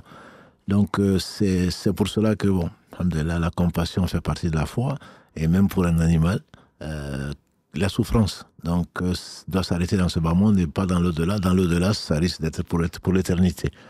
Donc les gens du livre, du temps du prophète sallam, de toute façon, Allah a envoyé combien de versets, notamment dans la sourate 3, Ya Ahl al-Kitab. Allah leur dit, oh vous qui ont été honorés par la science, je vous ai envoyé la Torah, je vous ai envoyé l'évangile, je vous ai envoyé les psaumes, etc., etc. Vous devez être les premiers à croire aux messagers. Et donc, celui qui ne croit pas aux messagers, a dit le prophète sallam, c'est un hadith rapporté par l'imam Bukhari, qui en a entendu parler. Celui qui ne croit pas au prophète sallallahu alayhi wa sallam, qui a entendu parler comme venant confirmer les messages de Moïse, de Jésus et de tous les prophètes sans exception, celui-là, l'enfer lui est destiné. Donc c'est tellement effrayant. Ça c'était du temps du prophète sallallahu alayhi wa sallam, et bien entendu ça devient encore vrai aujourd'hui, notamment avec Internet, avec tout ce que l'on entend sur ces chaînes qui détournent de la foi, et notamment islamophobes et tout le reste que l'on entend. On n'entend parler que de l'islam. Personne aujourd'hui, enfin personne, difficilement en tout cas, on peut dire qu'on n'a pas entendu parler de l'islam. Donc ça doit amener les gens à lire, à écrire. Il y a des gens qui ont écrit, et fort heureusement, Allah est miséricordieux. Je me rappelle de ce chef de parti d'extrême droite des Pays-Bas qui a écrit un livre, qui voulait, avant de terminer d'écrire un livre contre le prophète sallallahu alayhi wa sallam, contre l'islam, il s'est converti. Donc on peut sortir, ça me rappelle Omar ibn Khattab, il est sorti pour tuer le prophète sallallahu alayhi wa sallam, pour tuer Mohammed, et il est revenu en attestant qu'il était le messager d'Allah. Donc c'est Allah qui détient le cœur. Ma sœur, ce que je te conseille, c'est qu'il n'y a pas de doute sur le sort que Allah a réservé aux uns aux autres avant qu'il n'ait créé les cieux et la terre. C'est écrit 50 000 ans avant qu'il n'ait créé les cieux et la terre. C'est que tu ne devrais pas arrêter de faire, c'est de prier pour toi et pour eux et pour nous. Voilà, parce qu'Allah fait sortir le vivant du mort, le mort du vivant. Personne ne sait qui ira au paradis si ce n'est Allah lui-même, subhanahu wa ta'ala, depuis qu'il a rappelé le prophète sallallahu alayhi wa sallam. Donc même lui, il lui informait pour annoncer la bonne nouvelle aux gens et pour mettre en garde les gens qui se sont fait ennemis d'Allah, ennemis d'eux-mêmes. Donc ce que je te conseille, ma sœur, c'est de ne jamais désespérer. Tant qu'il y a de la vie, dit le proverbe, hein, tant qu'il y a de la vie, il y a de l'espoir. Donc il faut continuer à prier très activement pour tes parents, pour nous, pour les vivants, parce que nul d'entre nous, le prophète sallam disait souvent, Ya muqallib al-qulub, thabit qalbi ala dinik. Ô toi qui renverse les cœurs, raffermis mon cœur sur la religion. Combien de gens se disent musulmans et peut-être s'ils ne sont pas sincères, ils ne mourront pas musulmans. Voilà, donc ce n'est gagné. Combien de gens aujourd'hui disent qu'ils ne sont pas musulmans? On disait tout à l'heure avec David, il y a des gens, notamment à Khaybar, il y a quelqu'un qui s'est converti, il n'a pas fait une seule prière. Donc il se peut qu'avant que la personne ne meure, Allah la guide. Le prophète alayhi salam est sorti un jour, il avait un serviteur qui était juif, un jeune. Il a été le visiter et il était sur son lit de mort en réalité. Il dit au jeune homme, dis Ashhadu an la ilaha illallah, ashhadu anna Muhammad Rasulullah. Il a regardé son père, comme pour demander la permission. Son père lui dit ce que tu as demandé à Abul Qasim. Puisqu'il n'appelle pas prophète, il appelait le père de Qasim qui était sa kunya. Dis, obéis à Abul Qasim plutôt. Et le jeune juif, il a dit Ashhadu an la ilaha illallah, ashhadu anna Muhammad Rasulullah. Le prophète sallam il a dit Alhamdulillah, qui a épargné ce jeune homme de l'enfer. Ça veut dire qu'il n'aurait pas dit, il serait en enfer. Donc, je ne connais pas de divergence sur la question, bien qu'on souhaite le paradis pour tout un chacun. Toute personne qui meurt en attestant ou sincèrement, qui a dans le cœur qu'Allah seul mérite d'action, que Mohammed est son messager, alayhi salatu wassalam, depuis qu'il a été envoyé, dont il a entendu parler, Bien sûr, ceux qui sont morts avant lui et qui ont cru à leurs prophètes sont des croyants, sont des musulmans comme tous les prophètes sans exception. Mais celui donc qui meurt, quel que soit ce qu'il a fait, s'il meurt avec la foi sincère en Allah et en son messager, celui-là, il rentrera au paradis. Même si ça prend un certain temps, au cas où il a été injuste vis-à-vis de lui-même, surtout vis-à-vis des autres. Donc moi, mon conseil, ma sœur, c'est de ne pas arrêter de prier. Tant qu'il y a de la vie et de l'espoir, priez, priez, priez pour que Allah nous rappelle musulmans. Youssouf, il le disait. Prophète, fils de prophète, petit-fils de prophète, arrière-petit-fils de l'ami d'Allah subhanahu wa ta'ala, il demandait à Allah de le rappeler musulman. Donc aucun d'entre nous n'est garanti, le paradis n'est garanti à aucun d'entre nous. Même si beaucoup de gens pensent que, et j'ai déjà entendu, alhamdulillah, j'ai rencontré quelqu'un du paradis. J'ai dit, ah bon? Tu l'as rencontré? Tu es sûr qu'il est au paradis? Non, tu n'en sais rien. Ibn Mas'ud nous a raconté, nous a dit dans ce qui a été consigné dans les deux authentiques, Al-Bukhari et Muslim, le prophète sallam dit dans ce hadith, à la fin, il dit, l'homme peut faire des actes qui ressemblent aux actes des gens du paradis, jusqu'à ce qu'entre lui et la mort, il ne reste que ça, c'est-à-dire très peu. Il fait un acte des gens de l'enfer, que Dieu nous en préserve, c'est le destin qui va se réaliser. L'homme peut faire des actes des gens de l'enfer, jusqu'à ce qu'il ne reste entre lui et la mort que ça, c'est-à-dire très peu, et le destin va se réaliser, la personne ira au paradis, parce que Allah sait que la personne ira au paradis, Allah l'a destiné au paradis. Donc il ne faut pas désespérer, je sais que c'est stressant, pour nous d'abord, on l'oublie souvent, on l'oublie, on pense aux autres, mais il faut d'abord penser à soi. Rien ne nous garantit, le paradis n'est donné à personne par ses œuvres, comme l'a dit le prophète sallam. On dit même toi, il dit même moi, si Allah ne me fait pas miséricorde. Le paradis est un don d'Allah, ce n'est pas quelque chose que l'on gagne par le travail, les efforts, etc. Mais c'est Allah qui l'accorde. Ce n'est pas parce qu'on a travaillé, ce n'est pas parce qu'on a prié, ce n'est pas parce qu'on a jeûné. Allah seul sait s'il a accepté un seul jour de nous. Donc il faut prier pour tes parents, il faut prier pour nous, il faut prier pour vous-même, bien sûr. Et puis espérer le meilleur, et le meilleur, c'est la fin. Le meilleur, c'est la fin. Inch'Allah. Mais est-ce que c'est vrai que même en étant croyante, et comme vous dites, on ne sait pas même si on est pieux ou pas, on n'est pas sûr d'accéder au paradis, mais du coup, il y a des gens qui ont bon cœur et qui font de bonnes actions et qu'on se dit qu'ils sont meilleurs que nous, mais ils ne sont pas forcément musulmans. Et du coup, c'est vrai que la question se pose si un jour ils pourront ou pas accéder, mais on continue les doigts. Et puis, en tout cas, merci beaucoup pour tout ce que vous faites. Comme tout le monde vous le dit, mais c'est sincère. Allah est ma sœur. Il faut on est dans l'adoration. Donc, même le fait de penser à ses parents, de vouloir du bien, même à la chatte, c'est quelque chose qui est compté comme une bonne action. Donc, effectivement, personne ne sait où on ira. Et espérer et vouloir souhaiter le bien pour tout un chacun, c'est déjà avoir un cœur qui va dans le sens du bien, et Allah subhanahu wa ta'ala vous en récompensera. Donc si ça nous fait ne serait-ce qu'un rappel pour tous ceux qui nous écoutent là, et qu'on sache, alhamdoulilah, que le paradis n'est garanti à personne, y compris au prophète sallallahu alayhi wa sallam, bien que après sa mort, on est convaincu donc qu'il est au paradis, de même que ceux à qui Allah a promis le paradis. Il ne faut pas désespérer, mais il faut quand même pas non plus penser, dormir sur ses deux oreilles en disant que moi je prie, je jeûne, il se peut qu'Allah n'ait accepté aucun des jours. Barakallahu fik, et qu'Allah nous guide. Merci pour tout. Allah ybarfik, ma sœur. Amin. Merci pour tout, bonne continuation et Amin. à bientôt, Inch'Allah. Inch'Allah, barakallahu fik. Donc on a les mails non traités, c'était à 5000. Hein. Karim vient de nous annoncer qu'on a dépassé les 6000 mails non traités. Donc il faudrait patienter. Je vous assure, même si on engageait David à temps plein, je pense qu'on n'y arrivera pas. On n'arrivera pas, même si on ne dormait pas, même si on ne mangeait pas, on n'y arrivera pas. Donc, barakallahu fikum, de ne pas nous maudire et de ne pas être impatient, parfois irrespectueux. Donc, avec vos points d'interrogation, et j'ai écrit depuis le combien d'octobre, j'ai écrit depuis septembre, oui, d'accord. On fait ce qu'on peut. Et Allah est témoin qu'on essaye de faire le maximum. Voilà. J'ai besoin, dit-il, ou dit-elle, alaykum salam, j'ai besoin de votre lumière concernant un problème entre mon mari et son frère.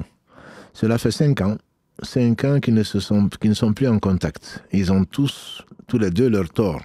Cependant, le frère de mon mari en est venu aux mains avec lui, ce qui malheureusement détruit leur relation. Les deux estiment ne pas avoir rompu les liens de sang et les deux n'ont plus de contact. Mon mari attend des excuses de son frère, mais celui-ci veut juste passer à autre chose sans parler du problème ou s'excuser. Cette situation me fait mal au cœur. J'ai fait le nécessaire pour apaiser le cœur de mon mari et le pousser à faire le premier pas, mais en vain. À ce jour, nous avons un enfant qui a bientôt 2 ans et qui n'a pas vu son oncle. Ma belle-sœur ne m'a jamais proposé de venir chez elle afin de présenter notre enfant à son mari. Ma question est comment faire pour que la situation puisse s'arranger? Ai-je le droit de me rendre chez mon beau-frère pour qu'il puisse voir notre enfant? Mon mari est d'accord, mais ne se sent pas prêt à pardonner à son frère. J'ai vraiment besoin d'aide et mon mari aussi. Je ne veux pas que nous soyons rappelés à Allah alors que le lien de sang est brisé. Barakallahu fikum pour votre investissement. Amin.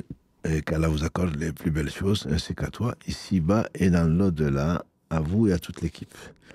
Alors, ma sœur, c'est une très bonne initiative d'écrire en espérant qu'Allah subhanahu wa ta'ala nous inspirera le meilleur et bien de conseiller son époux et son épouse, dans ce cas son époux, pour le lien de parenté. Comme tu le sais, le lien de parenté est sacré. Le prophète sallallahu a dit que le lien de parenté, d'après Aïcha, quand elle a créé le lien de parenté, quand Allah l'a créé, il s'est accroché au trône d'Allah et il a dit comme il a peur qu'on le coupe. Et Allah lui a dit, est-ce que tu seras satisfait, lien de parenté, que je me lie à celui qui se lie à toi, que je me coupe de celui qui se coupe de toi? Il a dit oui, et Allah lui a dit, ceci te sera accordé.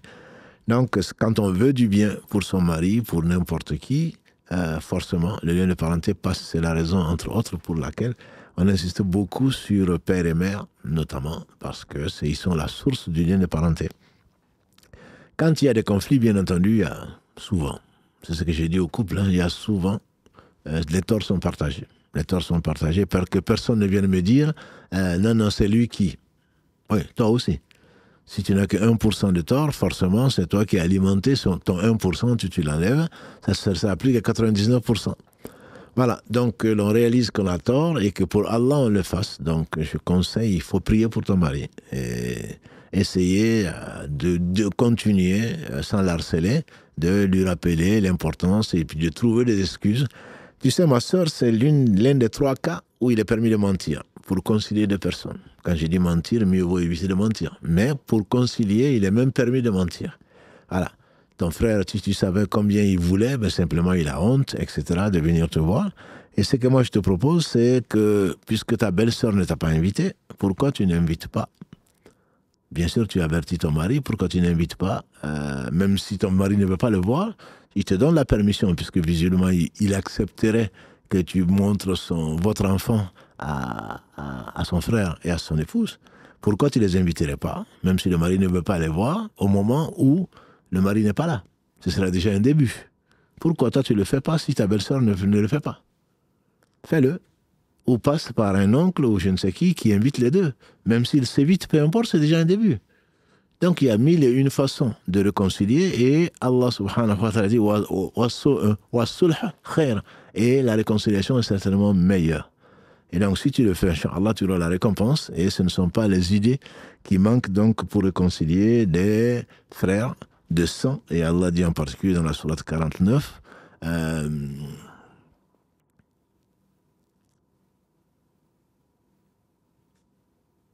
dans la sourate 49, quand il dit si 2 groupes de croyants donc se rencontrent, plutôt se combattent, apporter la réconciliation.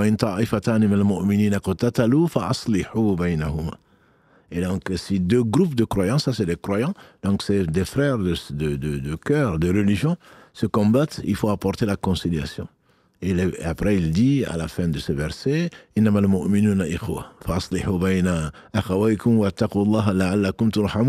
croyants ne sont autre chose que des frères. Et apportez la réconciliation entre vos frères et craignez Allah, et si vous voulez vraiment réussir. Donc, ton initiative est très bien, mais je pense qu'il est possible, vraiment possible, de trouver des astuces, soit un oncle, soit un ami commun d'ailleurs, n'importe qui, pour arriver donc à les réconcilier, si c'est au moins entamer un processus de réconciliation qui peut durer le temps que Allah seul sait, déjà que le conflit dure visiblement.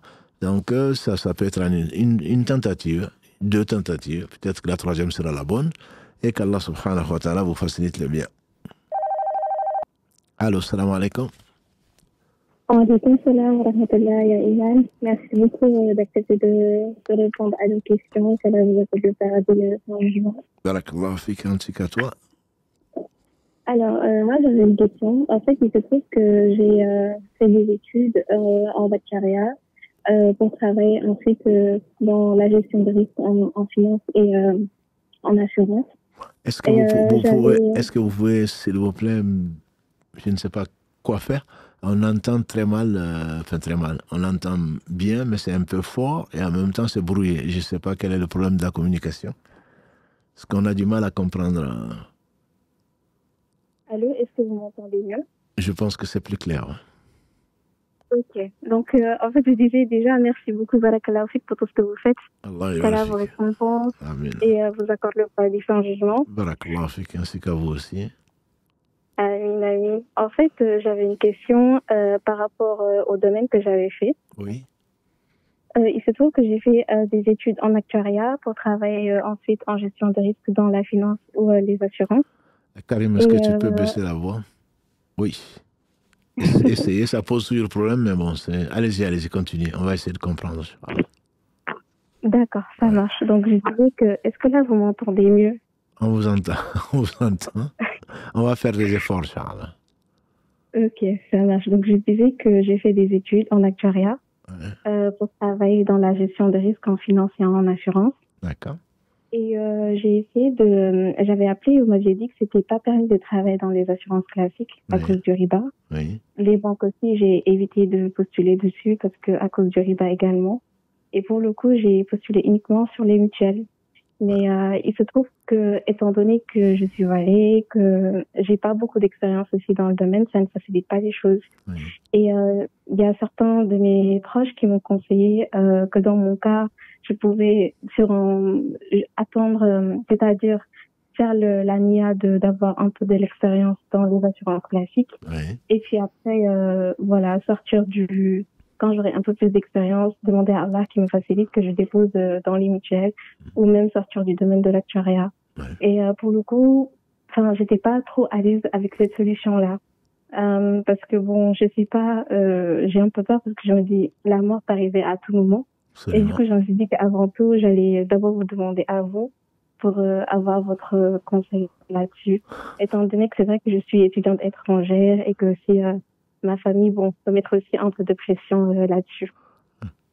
Quand là vous facilite, déjà si, comme vous avez dit, vous n'êtes pas à l'aise. Un homme est venu trouver le prophète sallam, il lui a dit, n'est-ce pas que tu es venu m'interroger sur le birr, sur la bonté et sur le péché? Il a dit justement. Il dit, le péché, c'est ce qui reste dans ton cœur, même si on te donne des fatwas, même si on te dit que c'est permis. Non, ce sont des mauvais conseillers. Personne ne peut te dire, non, tu commences un peu avec le péché, et puis ensuite, c'est l'important, c'est le cœur. C'est la mauvaise compréhension que fait circuler Satan chez les fils d'Adam. Quand le prophète sallam a dit dans le premier hadith de Nawawi, parmi les 40, il rapporte du prophète sallam qu'il a dit, les actes ne valent que par l'intention qui les motive. Donc du coup, nous on a tout mis dedans. Même les péchés, le plus important c'est le cœur. Non, les savants expliquent que c'est les bonnes actions qui dépendent de la bonne intention. Si l'action est mauvaise, il n'y a pas de bonne intention. La mauvaise action ne peut être justifiée que si on est dans les darouras, c'est-à-dire on n'a pas le choix. C'est-à-dire que vous n'avez pas de quoi manger, vous n'avez pas de quoi boire. Si vous ne faites pas ça, vous allez mourir. Bien entendu, là c'est permis, comme Allah nous permet même de manger de la viande de porc, si jamais donc on n'a que ça. Donc là, c'est la bonne intention ne suffit pas, ma soeur. Elle ne suffit pas. Elle ne suffit pas. Il faut prier, il faut patienter, il faut demander à Allah, et celui qui abandonne une chose pour Allah, Allah va lui donner quelque chose de mieux. Ça, c'est certain. C'est pas moi qui le dis, c'est une promesse d'Allah au travers de la bouche de son prophète sallallahu alayhi wa sallam. Donc, vous n'avez pas à le faire, sauf si vous êtes comme vous le dites, si vous pouvez mourir demain, comme moi, comme tout un chacun, on peut mourir avant de terminer, voilà. Et donc, après, on va dire à Allah, non, mais Allah, quand même, tu sais tout. Donc, mon intention est à dire, non, ce n'est pas, c'est pas un bon argument. Ceux qui vous conseillent, soit ils sont ignorants, soit ils parlent sans science, soit ils font exprès, parce que ça les arrange. Et ça, c'est beaucoup de la communauté. J'en profite pour dire à une sœur qui a posé, mais quelle est la limite de la science? La science, c'est que on peut se tromper, bien sûr. Même les savants se trompent. On prend de tout le monde, on prend de tout le monde et on laisse de tout le monde sauf du prophète sallallahu alayhi wa sallam. Simplement, quand on parle de la science, non, je pense que j'avais entendu que non, il faut être sûr, on ne parle pas de son opinion, on parle sur la religion. Quand on parle de la religion, il faut avoir des arguments. Des arguments, c'est pas ma grand-mère a dit, c'est logique. Voilà, on fait dire Ali Kalalagré, si la religion était une question de logique, quand on doit passer les mains mouillées sur les chaussures, on passera en dessous des chaussures, parce que c'est ce qui touche la terre, c'est ce qui peut être impur. Non, le prophète sallallahu les a passés au-dessus des chaussures, qui sont forcément propres. Donc il faut faire attention au raisonnement, entre guillemets, basé sur autre chose que le texte. Donc moi je vous conseille honnêtement, priez Allah subhanahu wa ta'ala, tant que vous aurez de quoi manger, de quoi boire, moi, je vous déconseillerais de flirter avec l'interdit. Pour eux, vous n'avez pas d'expérience, donc vous ne pouvez pas avoir du travail. Non, ce n'est pas vrai. Ce n'est pas l'expérience qui donne le travail. C'est la pureté d'intention. Allah vous a éprouvé. Si vous avez abandonné ce qu'Allah n'aime pas, je suis sûr qu'il va vous ouvrir des portes. Donc, continuez à postuler dans ce qui peut être, dans ce qui peut être permis. Et si Allah veut, subhanahu wa ta'ala, après vous avoir éprouvé, vous avoir permis de ne pas continuer dans les assurances, il se peut qu'Allah vous donne beaucoup mieux et que vous allez nous téléphoner dans peu de temps en disant finalement, alhamdulillah, j'ai eu ceci et cela. Voilà. Donc ne nous oubliez pas dans vos invocations. Et pour le coup, pour éclaircissement, parce qu'il y a aussi des cabinets de conseil qui travaillent avec les entreprises d'assurance. Et aussi des entreprises, par exemple, qui font des logiciels pour les compagnies d'assurance. Est-ce que, pour le coup, l'interdit aussi, ça s'applique à eux? Parce que, pour le coup, d'office, je ne postulais pas là-bas aussi. C'est-à-dire que si... Mais du coup, je voudrais vous demander... Le problème est le suivant. Si ça exclusivement ou majoritairement, ça s'adresse à quelque chose d'interdit, la chose devient interdite. Voilà la logique. Ah, okay. Voilà, la logique, elle est là. Si tu fais un logiciel qui est utilisé par l'éducation nationale, par les hôpitaux, par ceci et que les assurances utilisent, il n'y a aucun souci. Mais si tu fais des logiciels ou je ne sais quoi d'autre qui ne servent principalement qu'aux assurances ou aux banques, très certainement, tu rentreras dans la chaîne. Voilà. D'accord. Donc, j'espère que la chose a été claire, Inch'Allah. Oui, c'est bien clair. Que la vraie réponse avant de m'envoyer un petit peu toute l'équipe. Barakallah fik, ma sœur, et qu'Allah t'accorde le meilleur. Amin. Salam alaikum. Wa alaikum salam wa rahmatullahi wa barakatuh. Wa alaikum salam wa rahmatullahi wa barakatuh. Je viens vers vous pour demander un conseil. Mon frère est alcoolique et souffre de troubles mentaux, bipolarité. Depuis 2 ans, il a quitté son logement et vit comme SDF dans une ville lointaine. Il refuse tout traitement et dit préférer vivre dehors. J'aimerais l'aider, mais j'ai peur pour mes enfants car lorsque je l'ai déjà accueilli, il venait alcoolisé et il avait des comportements bizarres, mais aussi il me réclamait de l'argent. Je suis très inquiet et j'ai peur qu'il lui arrive un malheur. Est-ce que je serai jugé pour l'avoir abandonné en le laissant dans cette situation? Que me conseillez-vous de faire? C'est votre frère. Vous avez raison de vous inquiéter de son sort. Et vous devez effectivement l'aider à l'orienter vers la détoxification, vers des services qui seraient compétents pour le faire. S'il ne veut pas de l'aide, il ne vous reste plus qu'à demander l'aide d'Allah pour qu'il veuille de l'aide ou pour qu'il sorte de là. Ça lui est facile. Mais le ramener dans votre famille, alors que vous avez l'expérience qu'il va vous prendre de l'argent, peut-être agresser vos enfants ou autre chose, parce que bon, c'est une preuve donc, qui amène les gens, entre guillemets, à tout faire, puisque pour arriver à la satisfaction donc, de choses dont ils sont devenus addicts, ce serait prendre un gros risque, ce serait faire être injuste vis-à-vis de vos enfants et peut-être vis-à-vis de votre époux également. Donc, ce n'est pas quelque chose que l'on pourrait... Ce que je vous conseille, c'est de ne pas prendre de risques, sinon de l'aider, si vous pouvez bien sûr avec vos invocations, et également avec toute personne. Il y a des services qui s'occupent des SDF, il y a des personnes, alhamdoulilah, qui s'en occupent. Bon, si la personne ne veut pas être aidée, très certainement, c'est là où le bas blesse. On ne peut pas aider quelqu'un qui ne veut pas être aidé. Donc, ne vous donnez pas trop mauvaise conscience, c'est votre frère, c'est tout à fait normal. même si ça ne l'était pas. C'est normal que l'on souffre quand on voit des malheurs qui peut toucher des gens, peut-être par leur faute, peut-être par autre chose, peut-être qu'ils sont victimes. Mais dans tous les cas, il faut prier pour eux, il faut les aider si on peut, mais de là à sacrifier la vie de ses enfants ou faire du tort à d'autres en étant la cause. Si vos enfants, il leur arrivait quoi que ce soit, vous en seriez la cause, puisque vous avez fait rentrer le loup dans la bergerie. Donc, auquel cas, vous serez responsable devant Allah. Vous avez peur d'être responsable de ce qui arrive à votre frère. Si vous leur avez proposé l'aide que vous lui avez proposée, vous avez fait ce que vous pouviez, sauf qu'il vous reste encore à prier pour lui et peut-être à essayer de voir qui pourrait l'aider vraiment de façon plus efficace que vous-même. Mais ne vous torturez pas l'esprit en disant que vous n'avez rien fait pour lui. Je pense que vous avez quand même fait ce que vous pouviez faire. Allahu a'lam. Allô, salam alaikum. Alaikum salam. Je vous écoute.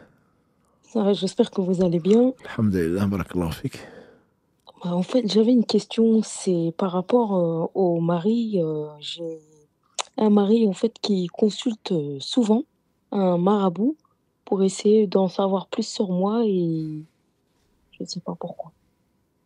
Ah. Alors que je lui ai dit que le passé, je sais que j'ai un passé propre, alhamdoulilah, mais le passé, c'est entre toi et Allah en fait. Lui, je ne sais rien de lui, mais par contre, il se taraude à aller consulter des marabouts sur marabouts pour essayer d'en savoir plus. Est-ce que c'est normal et est-ce que c'est autorisé en islam? Bien sûr que non, vous le savez très bien. L'espionnage est interdit déjà, même par les moyens que vous utilisez souvent. J'entends par là aller fouiller le téléphone de vos maris, etc. Ce qui est très courant malheureusement. Et c'est là où on découvre qu'il a découché, qu'il est infidèle, etc. Dieu l'interdit formellement. Dans le verset 12 de la sourate 49, « Wala tajassasu » et ne vous espionnez pas. Ça, c'est en temps normal. Engager un détective privé, c'est déjà pas bien. Donc, c'est de l'espionnage. Alors, que dire alors d'aller voir des charlatans pour savoir ce que vous avez fait? Certainement, cela travaille avec ce qui est interdit avec les djinns. C'est les djinns qui pourraient éventuellement consulter votre djinn pour voir ce que vous avez fait dans le passé. Si vous avez la conscience tranquille, et même si vous n'êtes pas aussi blanc que neige, comme chacun d'entre nous a pu faire des erreurs, de toute façon, on ne peut pas vous reprocher une fois que vous avez fait le repentir. Et on n'a pas à aller chercher dans votre passé. Et encore moins aller consulter un charlatan. Donc là, ce qu'il fait, c'est formellement interdit. Même si il travaille avec un détective, je lui ai dit que c'était interdit, mais en plus de ça, il va consulter un charlatan qui va travailler forcément avec des djinns, et ça aussi, c'est formellement interdit.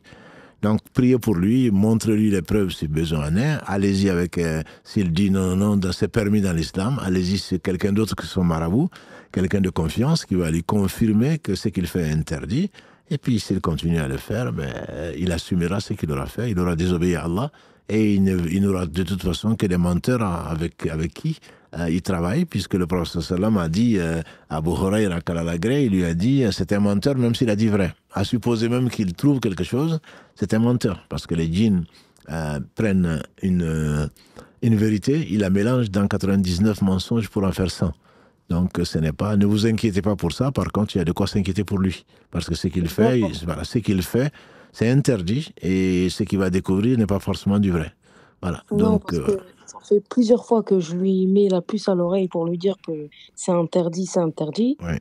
J'avais pas le verset du Coran qui le confirmait. Voilà. Et lui, il me dit qu'en fait, la personne qui consulte, il lui a dit qu'il peut le faire. Ouais. Et lui, il est là juste pour l'argent, en fait. Mais bien sûr, qu'il nous prouve qu'il peut le faire.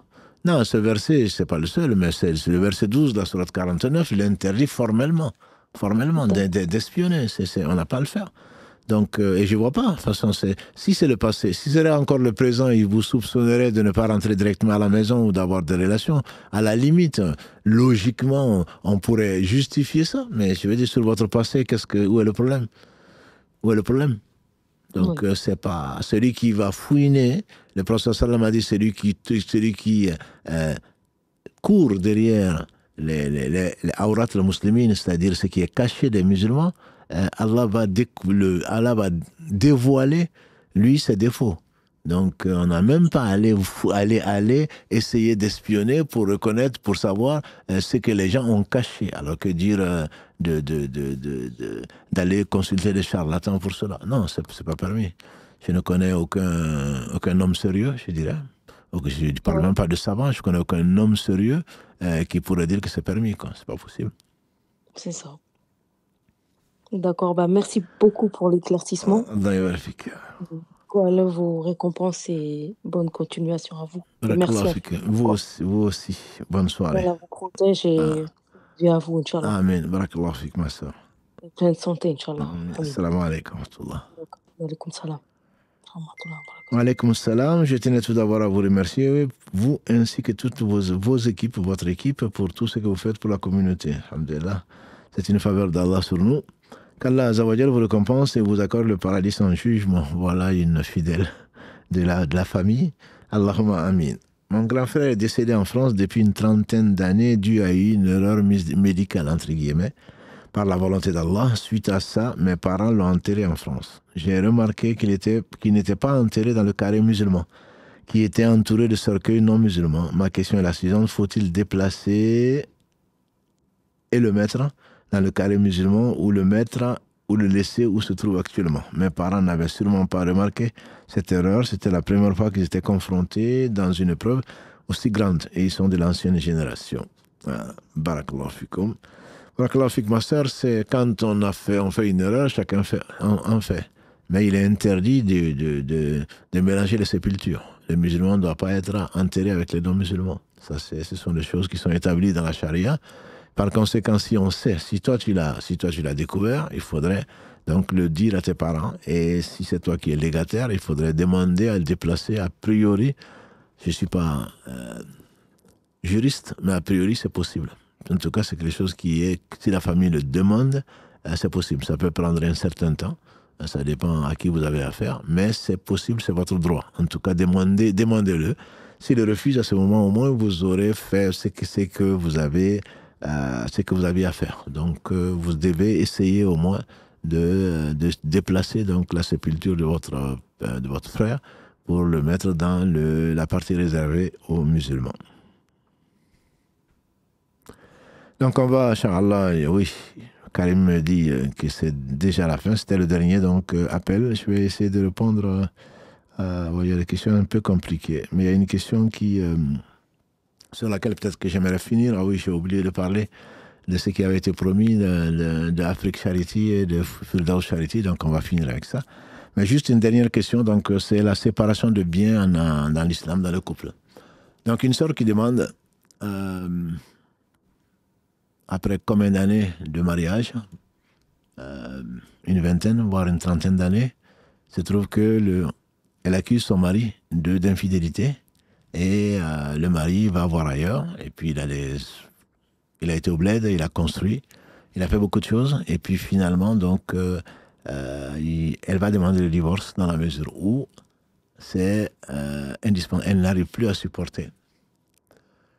Son avocate lui dit que la loi lui permet de demander 50% des biens de son mari. Donc, est-ce que ceci est permis islamiquement avant donc qu'elle puisse le demander? Bon, je la félicite pour demander avant de subir la pression, sous la pression de Satan on veut se venger. Il a fait ça, donc, dans l'islam, ce qui appartient à l'homme, ce qui appartient à la femme, appartient à la femme. Donc, c'est le principe de séparation de biens qui régit donc le mariage dans l'islam. C'est la séparation des biens. Pas qu'on ne se fait pas confiance. Tout simplement parce que dans ce cas, ce que tu vas le faire, ce que tu vas prendre, que la justice va te donner. Le prophète sallam a dit, je ne suis qu'un homme. Vous vous adressez à moi, certains sont plus éloquents que d'autres, et si je vous accorde ce qui n'est pas votre droit, ne le prenez pas. Je ne suis qu'un homme. Donc si la justice te propose, ma sœur, de prendre la moitié des biens qui ne t'appartiennent pas, si tu le prends, tu serais injuste. Ce serait du vol. Et tu auras à rendre compte au jour du jugement dernier, comme ton mari aura à rendre compte de ses infidélités et du reste, et de là où il a eu et de là où il a dépensé. Donc, ce n'est pas parce que tu es en colère contre lui, et il y a une sœur, la bénisse, qui a fait le voyage de Paris à Toulouse pour poser cette question, parce qu'on leur a proposé la même chose. en disant que, bon, ben, puisqu'il te divorce alors qu'il n'y a pas de raison, entre guillemets, alors que toi, tu ne veux pas, ben, tu peux prendre la moitié de ses biens. Qu'est-ce que ces biens vont te servir? Tu vas être prisonnière de cela et il n'y aura pas de baraka parce que c'est l'illicite pour toi. Tu t'es vengé peut-être de lui, mais mieux vaut laisser l'injustice à celui qui est juste, qui est Allah subhanahu wa ta'ala. Ça, c'est un des cas. Donc, je ne vous conseille pas, mes sœurs, même si mes frères ne sont pas toujours exemplaires, de vous venger en prenant ce qui ne vous appartient pas. Ça, c'est la première chose, le premier cas. Deuxième cas, pourquoi l'islam demande également donc, la séparation de biens. Et il y a des sœurs et des frères qui, avant même le mariage civil, vont... Mais il faut passer chez le notaire. Je ne suis pas juriste, mais c'est ce que j'ai compris. Il faut passer chez le notaire pour signifier que les biens sont séparés. Il y a des gens, même avant le mariage, qui ont des dettes. Et si les personnes n'arrivent pas à les payer, forcément, s'il y a communauté de biens, on va saisir leur salaire et on va saisir également les biens de la famille. Et donc, je ne parle même pas en cas de divorce, même en temps normal.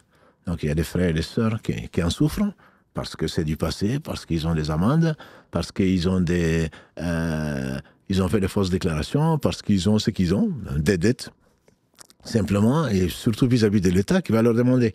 Donc, il va y avoir des retenues sur salaire, il peut aussi, il y a des biens, des maisons ou je ne sais quoi d'autre, l'État peut les saisir. Et à ce moment, on ne peut pas s'y opposer. Et ce n'est pas seulement sur le salaire de l'homme ou seulement sur son salaire, c'est également sur le salaire de l'épouse et même des enfants éventuellement. Donc ça, ce sont des choses, si l'islam ce n'est pas une obligation, c'est pas une obligation, mais c'est quelque chose qui est recommandé. On a dit que celui qui meurt avec des dettes, il n'entre pas au paradis.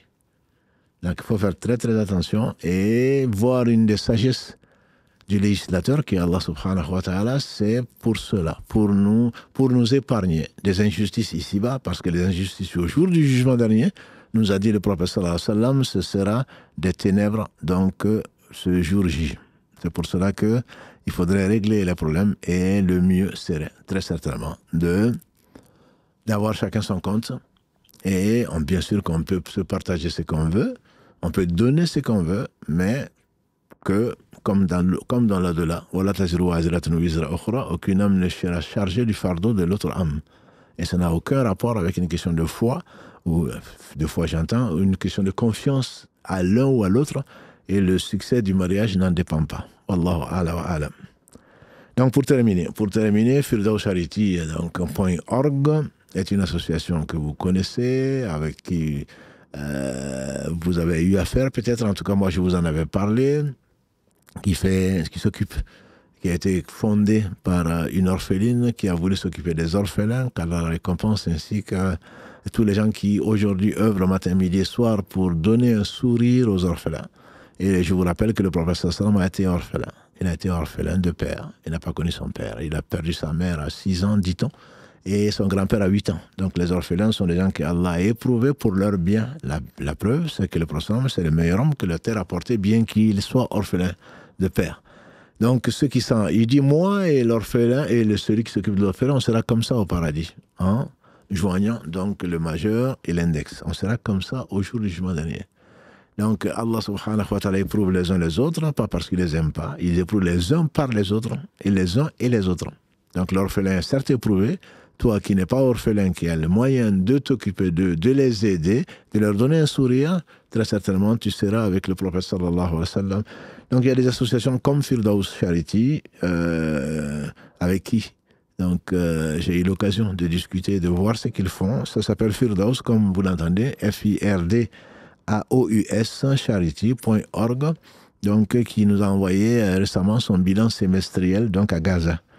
C'est un total donc pour ce semestre de 425 000 € qui ont été dépensés, donc récoltés, et dont il y a eu 50 000 bénéficiaires. Donc à Gaza, malgré le massacre, malgré l'injustice, malgré ce que vous entendez, que vous voyez, et certainement la réalité encore pire, notamment donc parmi ces 50 000 bénéficiaires, c'est des orphelins, et on peut l'imaginer, des veuves, des familles déplacées également, puisque ils savent même pas où ils dorment du jour au lendemain, et donc en kit alimentaire, en colis alimentaire, en eau potable, donc qu'Allah récompense tous les donateurs, Ils ont dit qu'ils ont fait 1646 repas chauds Ramadan, pendant le Ramadan, c'est pas beaucoup. Mais en même temps, c'est énorme pour surtout pendant le Ramadan. Pour ceux qui, malgré la situation catastrophique, jeûnent quand même. On doit avoir honte. Wallah, on doit avoir honte. De se trouver des excuses, on ne jeûne pas, alors que sous les bombes, il y a des gens qui jeûnent. Sous le froid, et que dis-je, en plein hiver, il y a des gens qui jeûnent, qui n'ont même pas de quoi manger, même pas de quoi couper le jeûne. Donc, ils ont donné 125 kits d'hiver, 1000 paniers de légumes frais. Pour nous, ça ne représente pas grand-chose.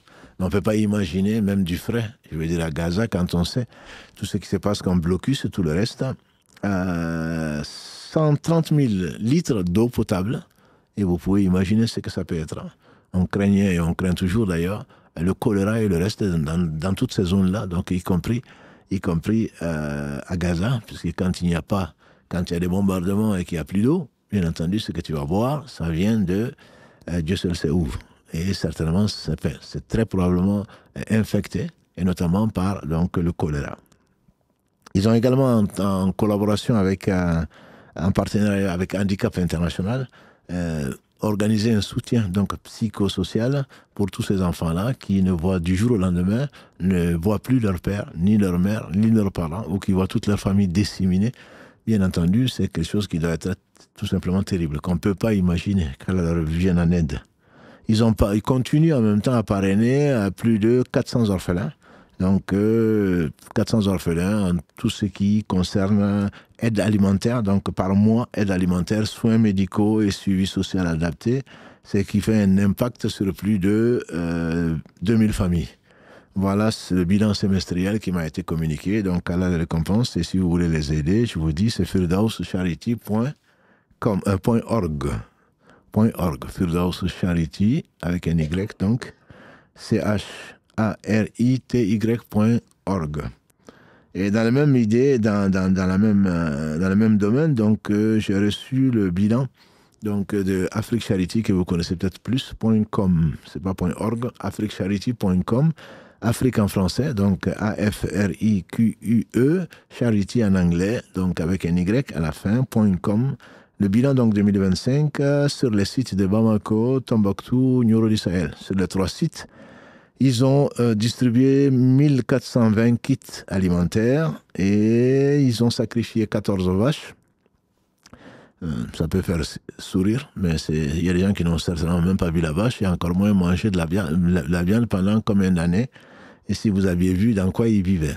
Ils vivent encore plus tôt. 1700 moutons offerts à la Tabaski, que donc notamment les frères et les sœurs donc, du live des MMT donc, que vous êtes, qui leur ont fait confiance pour envoyer leur sacrifice donc, de l'Aïd al-Adha.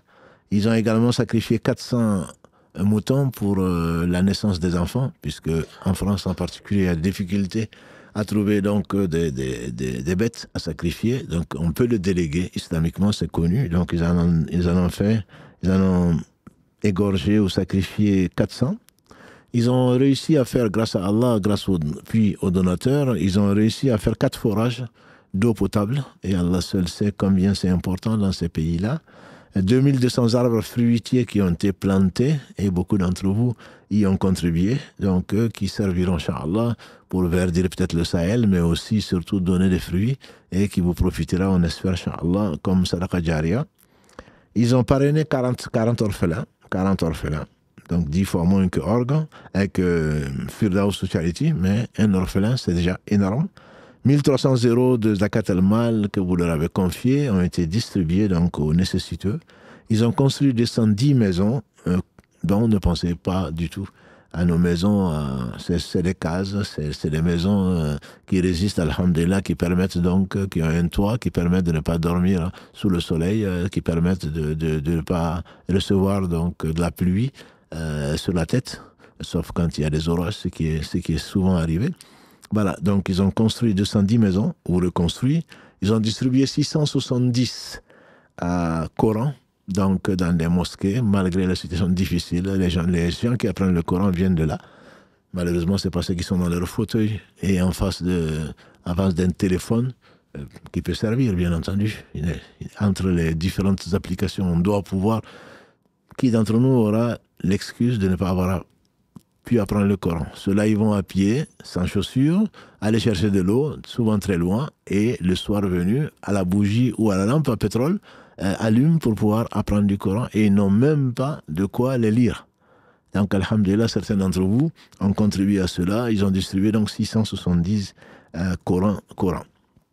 Pour terminer, ils insistent sur la transparence envers les donateurs. Et David en témoigne, et d'autres. Ils envoient la preuve de l'exécution donc de la commande, sauf oubli ou omission involontaire pour lesquels ils demandent pardon à Allah. Ensuite, ils vous demandent pardon. Sauf s'ils ont oublié, sinon ils le font.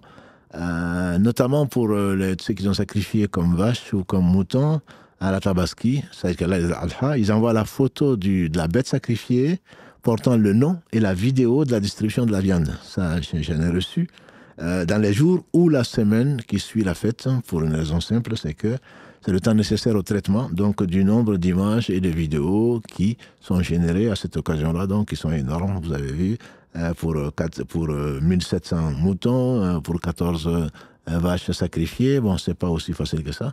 Et j'ai personnellement pu assister en janvier, donc dans le Garbal de Bamako. C'est tout simplement affreux, c'est indescriptible.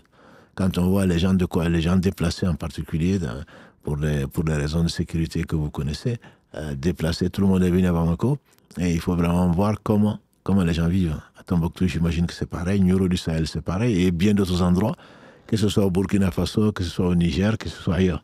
Donc, dans beaucoup, je dirais presque dans tout le Sahel, qu'Allah leur vienne en aide et qu'Allah subhanahu wa ta'ala récompense.